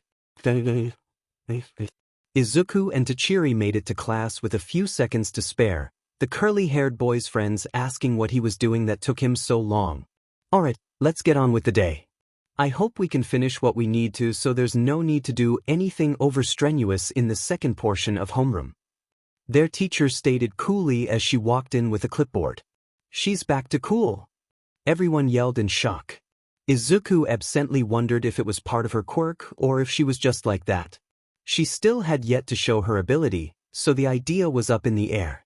Tetsuki-sensei ignored the statement and looked to all of her students. "I have a tag team assignment for all of you, and while I won't make you, I would prefer if you did it with someone you don't know very well in order to gain new experiences in this class," she said calmly. She went to each desk and handed out the papers. "Your objective is simple. You will have the next 2 days and the weekend to figure out each other's abilities and quirks, as well as ways that they can be used in society and ways they can be countered. It is important to know this information because you need to understand your strengths and weaknesses. Having someone else learn about them will only push you to remove more and more weaknesses in yourself and increase the ways you can help others. You will present on the other person in your group, as well as write out a diagram or essay regarding them as a plausible hero or support unit. Presentations are ORL and are on Monday. Now get started." Izuku walked into his English class with a sigh, rubbing his temples in an attempt to relax the slightest bit. He had to play mediator for his friends as they argued over who was partnering with who. Some wanted to be partners with Hiru, as Tetsuki-sensei stated how she wanted them to do the project with people they didn't know very well. Suriko was quick to counter with how the teacher only suggested that, and that it wasn't mandatory. He also explained how he and Hiru always did projects together. Of course, the argument went on for the rest of homeroom, but thanks to Izuku's efforts, Suriko was willing to let Sum partner with Hiru. Much to the chagrin of the dehydrating boy, who was nearly dragged off by the nail user who wanted to poke at his brain. Izuku was now left with a new problem. He needed to find a partner for Suriko, but also Tachiri-san. Nobody approached her the whole class, and he knew better than to leave her behind. He thought about pairing her and Suriko together, but then he wouldn't have one. The problem with himself was that nobody wanted to partner up and do research with a quirkless kid about quirks. It stung a little bit, but he could understand the implications of their actions. Izuku sat down in his chair and pulled out his English assignment, looking at it with distaste and satisfaction. It took him a whole hour to complete, but at least he got it done, even if he hated it. He couldn't understand the need to have so many words spelled in certain ways, like science. Why the need for extra C and E? English made no sense. "Ohio class," the English teacher began. "I hope you all completed your assignments from yesterday. I understand that they were challenging, but if you used your textbooks like I told you, then it shouldn't have been too dash." Before he could finish, a loud alarm went off through the air, startling everyone in the classroom. The door automatically shut at the front of the class, a metal guard coming out and sealing the students in the classroom. What's going on? Did the media get into the school again? No, this alarm sounds different. Why did the doors seal up? The school has been placed on lockdown. All students please remain calm and follow the instructions of the teachers. If a student is outside one of the classrooms, please proceed to the nearest classroom door and a teacher can allow you access in, thank you. The alarm then ceased and everyone in the class began to talk loudly and question what was going on. The teacher was having a hard time getting them to calm down, but he was doing his best in the situation. Izuku wondered what was going on. It probably wasn't the same as the other day, or they would all be asked to evacuate the premises. The only thing that made sense was that it was off campus, or someone got into the school and was walking the halls. Eventually, the teacher calmed everyone down into whispers and they all went for their phones, either to look up the news on what was going on or to contact others in different classes. Izuku followed the example and pulled out his own phone. Group message: Midoriya Izuku, Suriko Emori, Hiru Okami, Tsumkana. Midoriya, what's going on? Hiru, I have no idea. I'm in history and all of a sudden the doors slam shut and we're locked in. Straight face. Suriko, I was in the hallway and now I'm stuck with a bunch of second years. I'm freaking out. Oh, Hiru, calm down Emori, everything's fine. I'm sure the second years won't bite. Much. Hiru, was that necessary? Straight face. Yes it was, smiley face. Suriko, what is happening? Everything is shut down and the people in here are talking about possible villain attacks. Midoriya, just calm down Suriko. Midoriya, I'm sure that everything is fine. We just have to relax and follow the instructions of the teachers. I doubt that the school would allow a villain to get into the school without trouble. Midoriya, it's most likely something near the school and they want to take precautions with the students at UA. Nobody is going to get hurt. Hiru, Indrajizan back at it once Aegon. Suriko, thanks Indrajizan, that really helps. Words from the mighty and wise Indrajizan. Midoriya, straight face. Izuku put his phone away with relief, happy that his friends weren't in any form of danger. He wondered if something bad was happening in the school, but at the same time, wasn't too worried. This was a school occupied by pro-heroes. Even if they were strong, the villains couldn't beat seasoned vets like Ectoplasm or Present Mike. Oi Midoriya. Izuku looked up from his thoughts to see the boy with purple hair and bags under his eyes, the only boy near him. Everyone else had moved around the class and were in the corners or taking up seats near each other to talk quietly. Yeah. Izuku answered. Who were you messaging? Izuku was a bit confused by the question but didn't voice it. I was messaging my friends. Apparently nothing is happening where they're at either. The boy nodded. That's good. He went to walk away, but Izuku was a bit curious. You're Shinso-san, right? The boy didn't stop as he answered with a bland, yes. Izuku watched him sit in a chair at the corner of the room. Getting up from his own chair, he made his way over to the other boy. I remember you from our class in homeroom, Izuku said as he sat down next to Shinso. He noticed the boy didn't look too happy with his following, but said nothing about it. You're that kid who can brainwash people, right? Shinso nodded stiffly. Izuku smiled at him. I think that's pretty cool. You have a really strong quirk. Shinso gave him a lazy, uncaring look, placing his hand under his chin. Of course a kid with no quirk would think that. Izuku knew it was meant to be barb at him, but he wasn't ashamed of his lack of quirk. He proven to himself and others that he was just fine without one. I don't care if I don't have a quirk, I just find you're to be really strong. With a power like yours, you can become an amazing hero. Izuku saw something flicker in the boy's eyes, but it was gone the next second.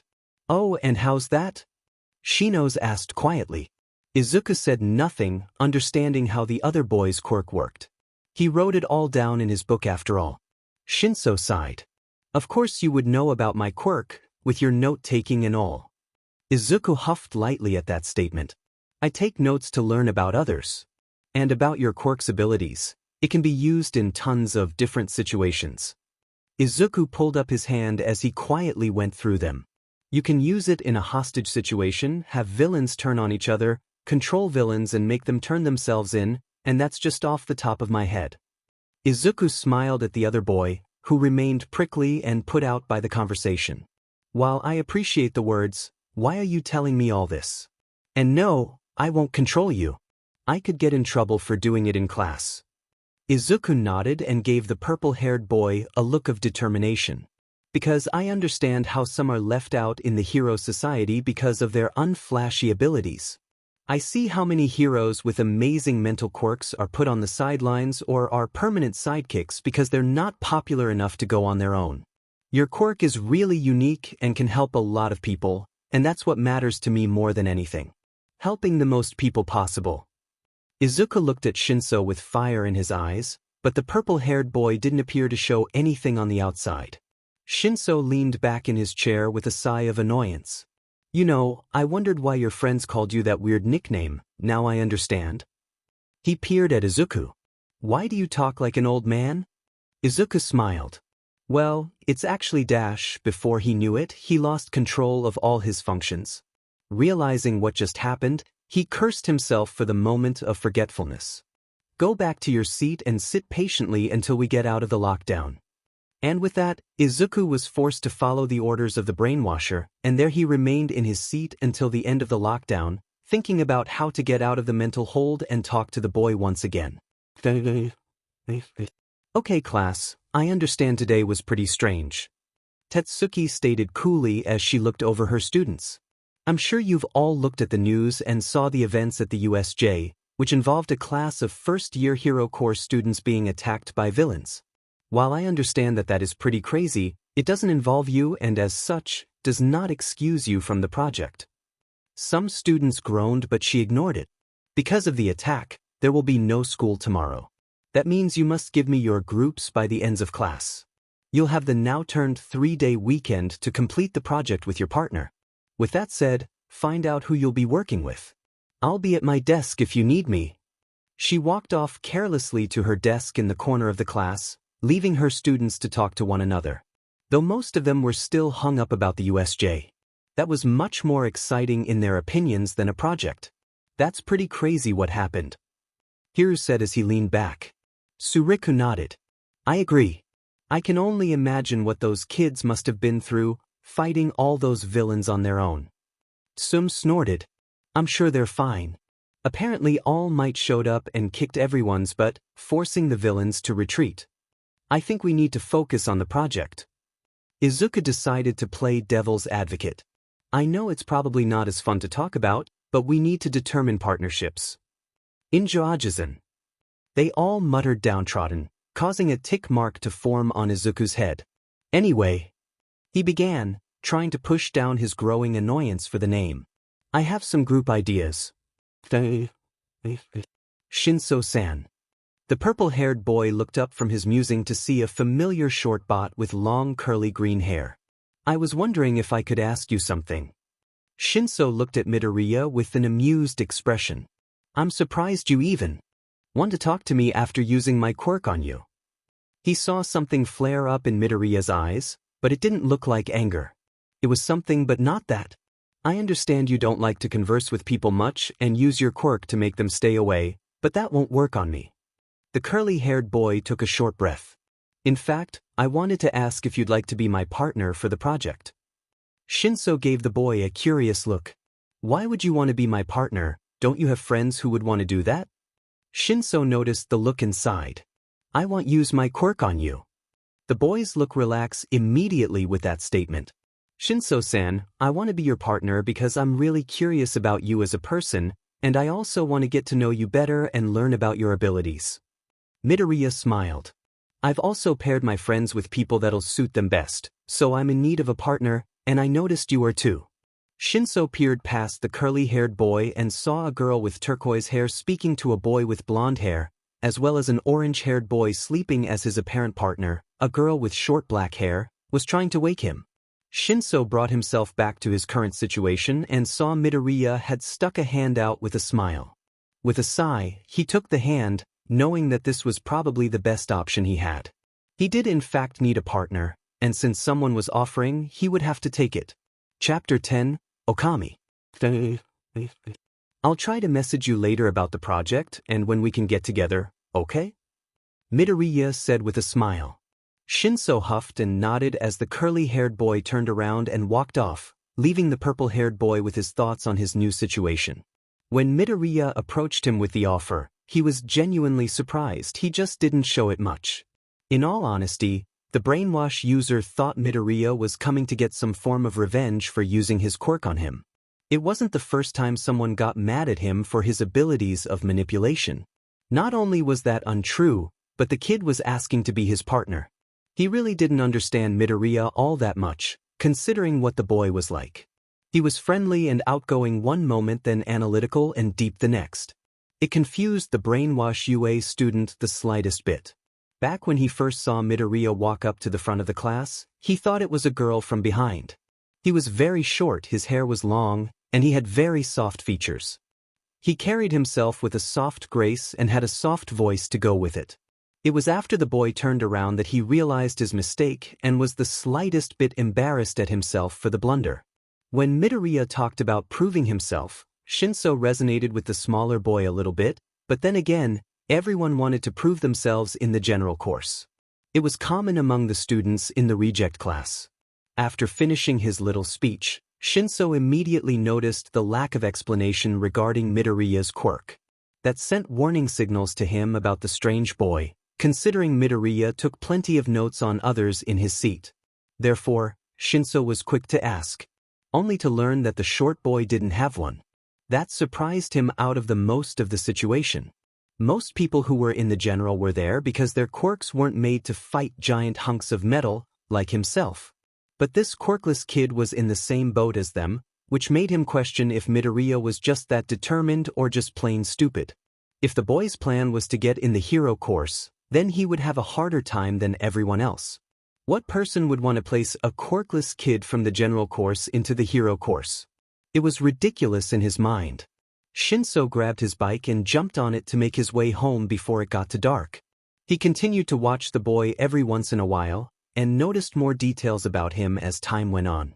When he saw Midoriya's sleeves go up, he noticed the amount of muscle on the boy's forearms, which wasn't large and expressive, but rather refined and thick.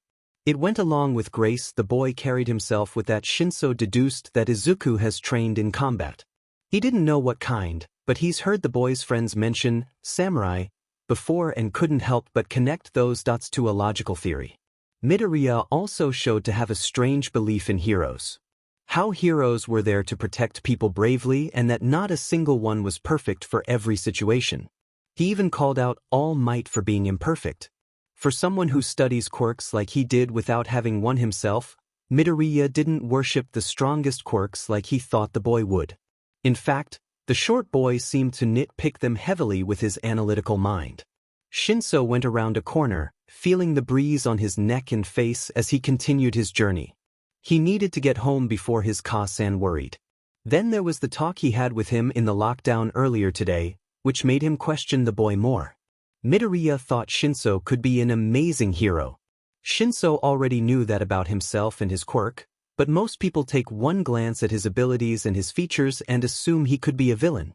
That's not what he wanted to be, they just put him in a box that they believed he should go into. But not Midoriya.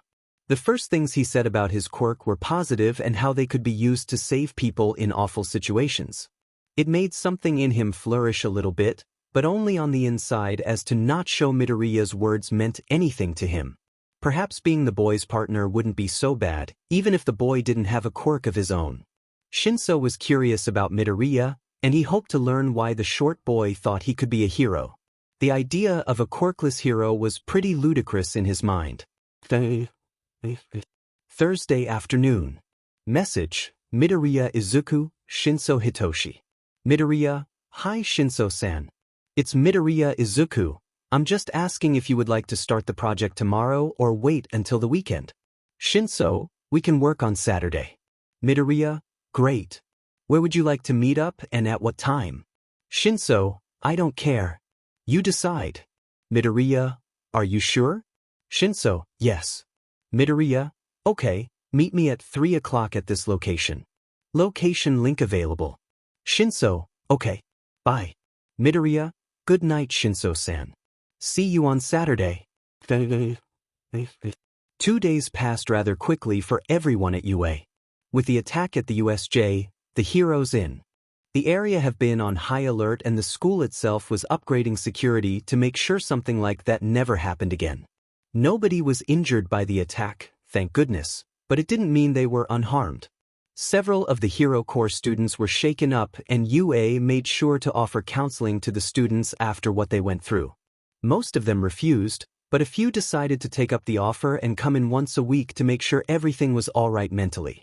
While the students were safe, the teachers were another matter. UA's Class 1A homeroom teacher, Aizawa Shoyuta, was severely injured, the culprit being referred to as classified by the police and the school. Another that was hurt in the fray was the space hero number 13, who had been injured after her attack was backfired onto her. The culprit was also kept secret, but people were curious as to who could hurt heroes like that. The last, and certainly not least, was Toshinori Yagi, otherwise known as All Might to everyone but a select few. From mass media reports, he was almost completely uninjured, being able to save the day and protect the students as soon as he arrived. However, the inside story was a whole different matter. After being forced to fight to such an intense degree against what the villains called a Nomo, the number 1 hero could tell his time had shorted again. He had already used his limit that day and had to go even further to save his students. Not only that, but the monster did a major blow to his old injury, causing his blood-spitting tendency to get a tiny bit worse. While he didn't regret his actions at all, he knew they would come back to bite him, which was why he needed to come up with a new alternative soon. His power was depleting and his time was short. He needed to pass on his quirk to the next person in line. One who could not only handle it, but who understood its importance and had the heart to handle such a task. He needed a successor that represented the symbol of peace, so people would not lose sight when he eventually had to retire, which was going to happen sooner than he thought. Luckily, he found someone who fit his criteria. A boy with courage and strength to stand against others. One who would rush into danger simply because it was his duty to. A child who would probably sacrifice himself for the greater good of society. Who carried a heart of gold and a fire in his eyes. He was just what All Might needed. But the boy didn't even give the giant hero a chance. He tried to avoid him and pushed the number 1 hero away, much to his shock.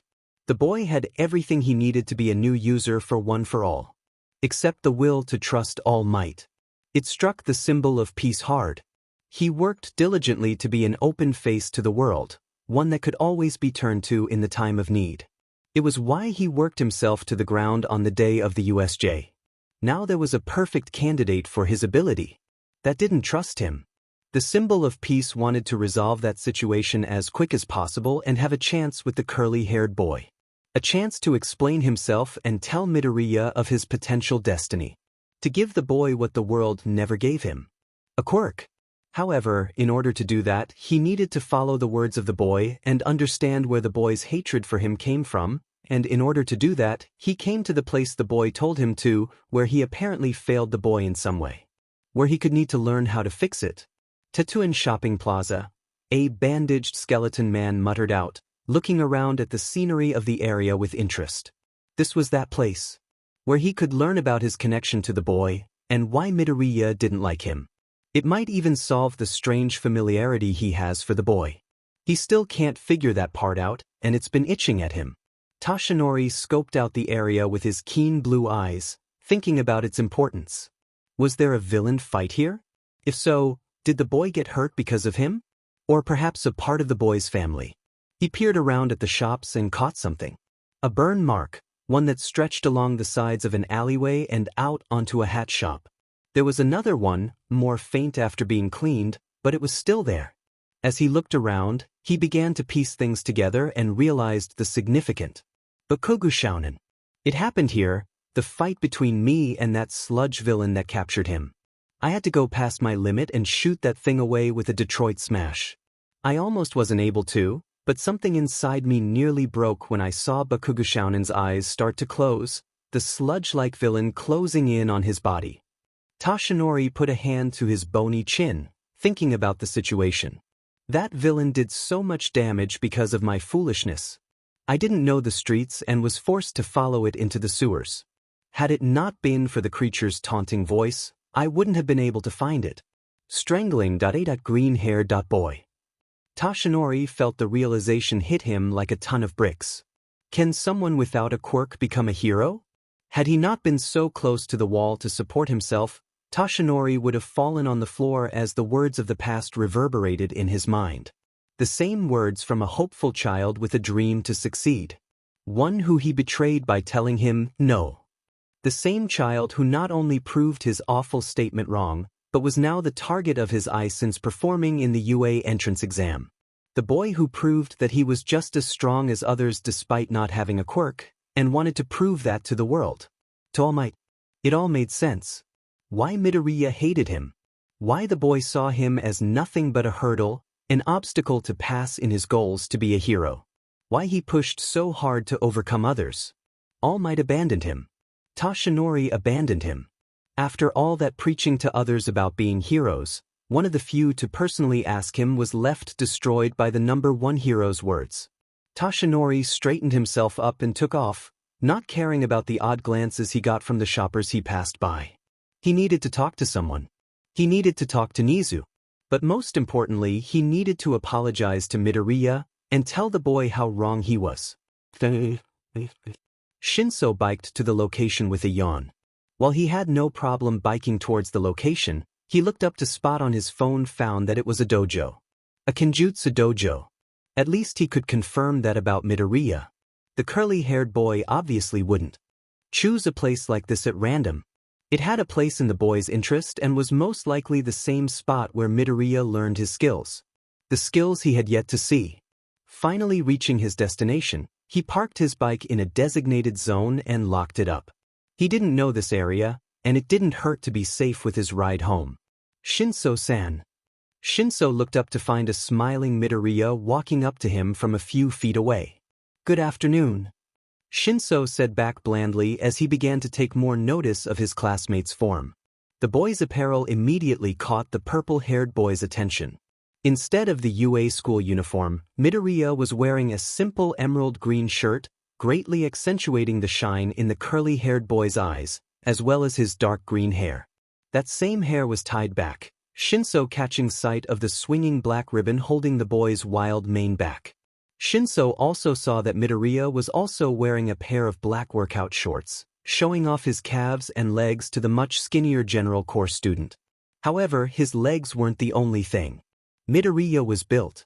Shinso found his attention taken to Midoriya's arms, which pulsed with energy and power, despite being slim and close to his body. The same energy traveled up to his covered shoulders, which made a presence under the green shirt which popped out at the spots Midoriya had more muscle. All in all, it was not what he was expecting. Midoriya's body did not fit his face, one being much more rigid than the other. It made him a little self-conscious about saying yes to partnering up with the curly-haired boy. Izuku smiled. "It's good to see you, Shinso-san. I was a bit worried that you wouldn't come today," he said sheepishly. Shinso knocked himself from his thoughts and shrugged his shoulders. "I told you I'd come. Let's just get this over with." Izuku's smile faltered a bit and he nodded. "Okay, let's get inside and get started then." Shinso followed the smaller boy into the dojo and found himself surveying their workplace. "Shinso-san, welcome to Oha no Bushido, Honorable Blade of Bushido. It's where I trained in Kenjutsu over the years." It was definitely what Shinso expected from a Kenjutsu dojo. The walls were cleaned and polished. The only things on them were pictures of fighting forms or the occasional titles held by the owner-master. There was a small area of business at the front with a desk, a calendar with dates and times, a simple computer that didn't look very used, and a tea set with several different kinds of cups and tea leaves. In the main area was a black rubber-looking surface, expanding over almost all the floor. There was no cracks in between the rubber plates, as if they were welded together. The floor had a large white ring in the middle, most likely for spars, and it was freshly cleaned. On the far wall was a rack of different wooden weapons, most of which being katanas or bakken, but also bow staffs, nunchucks, and naginatas. Next to the collection of the weapons was a closed door, most likely a restroom or owner's quarters, and a trophy case. He couldn't see much from the distance, but it looked like there were pictures of different students, all of which celebrating what appeared to be a belt test of sorts. There were also placards and plaques, along with trophies inside the glass case, showing that the dojo had success in training students. All in all, it seemed nice enough, if a bit stuffy, but Shinso wondered what kind of person owned this place, and why Midoriya chose Kenjutsu as a fighting style. "Shinso-sen, are you okay?" Shinso cursed himself for getting sidetracked again and looked to Midoriya, noticing the worried expression on the boy's face, especially in the eyes. "I'm fine," Shinso said plainly. "All right." Izuku started. "I suppose we should get started. What would you like to start on?" Izuku asked curiously. "I don't care," Shinso said blandly. "You choose." "Okay then. We can start on personal information and quirks, then go into physical abilities." Shinso raised an eyebrow at the boy, who now walked off to the edge of the dojo to a table Shinso didn't notice before. Shinso followed after and found the small wooden table had 2 pieces of paper and pencils, how considerate, and a brewed pot of tea. "Please sit, Shinso-san. I hope you are okay with hojicha, roasted green, tea. It's not drank commonly during pastime, but me and Tadashi-sensei prefer it." Shinso nodded, now knowing who the sensei of this place was.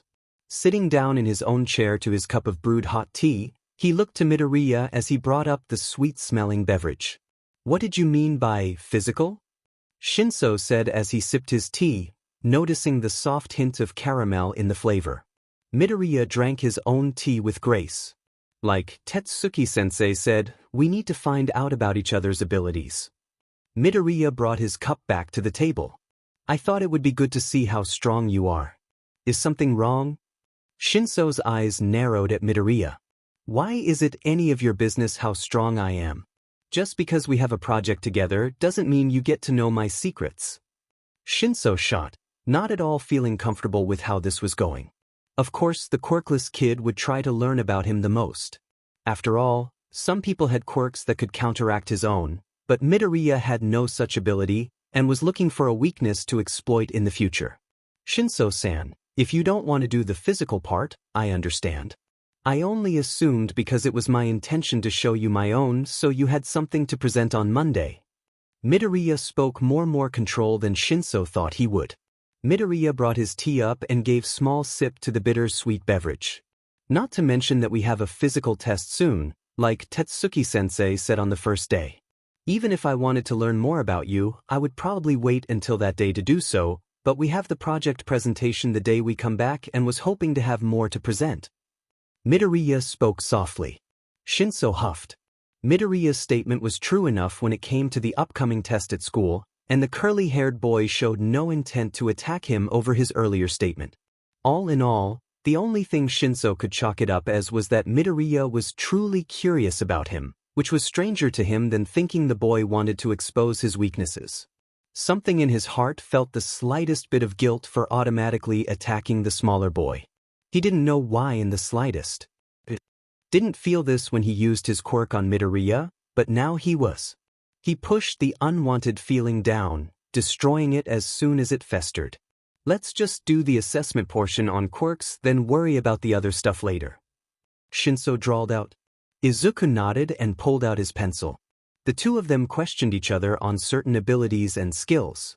Shinso questioned Izuku on his swordplay and technique while Izuku questioned the other on the power of his quirk and how he could use it.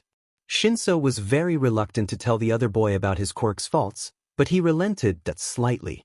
He told Midoriya some of his quirk's drawbacks, like the headaches from controlling too many, but he didn't express the limit of his powers, or how he could take people over the phone.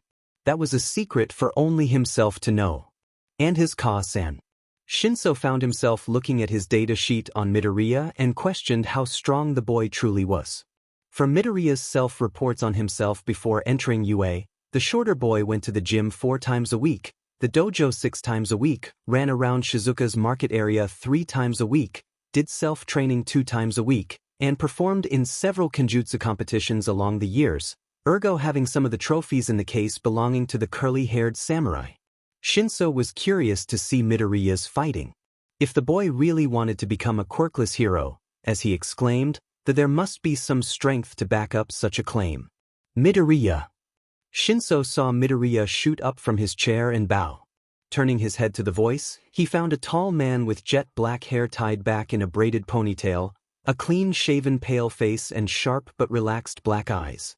The man wore a simple black kimono with a white sash, a blade at his side. Shinso put the pieces together before Midoriya could even tell him, "Tadashi-sensei, how are you?" "I am doing well, young student. I see your compatriot decided to come today. It is nice to meet you, young man. I am Ryuhaki Tadashi, or as my students refer to me, Tadashi-sensei." The older man bowed. Shinso nodded to the man. While he didn't care about titles all that much, he decided to do his part to his partner and stood to bow back. "Unless you wish to, do not bow to me.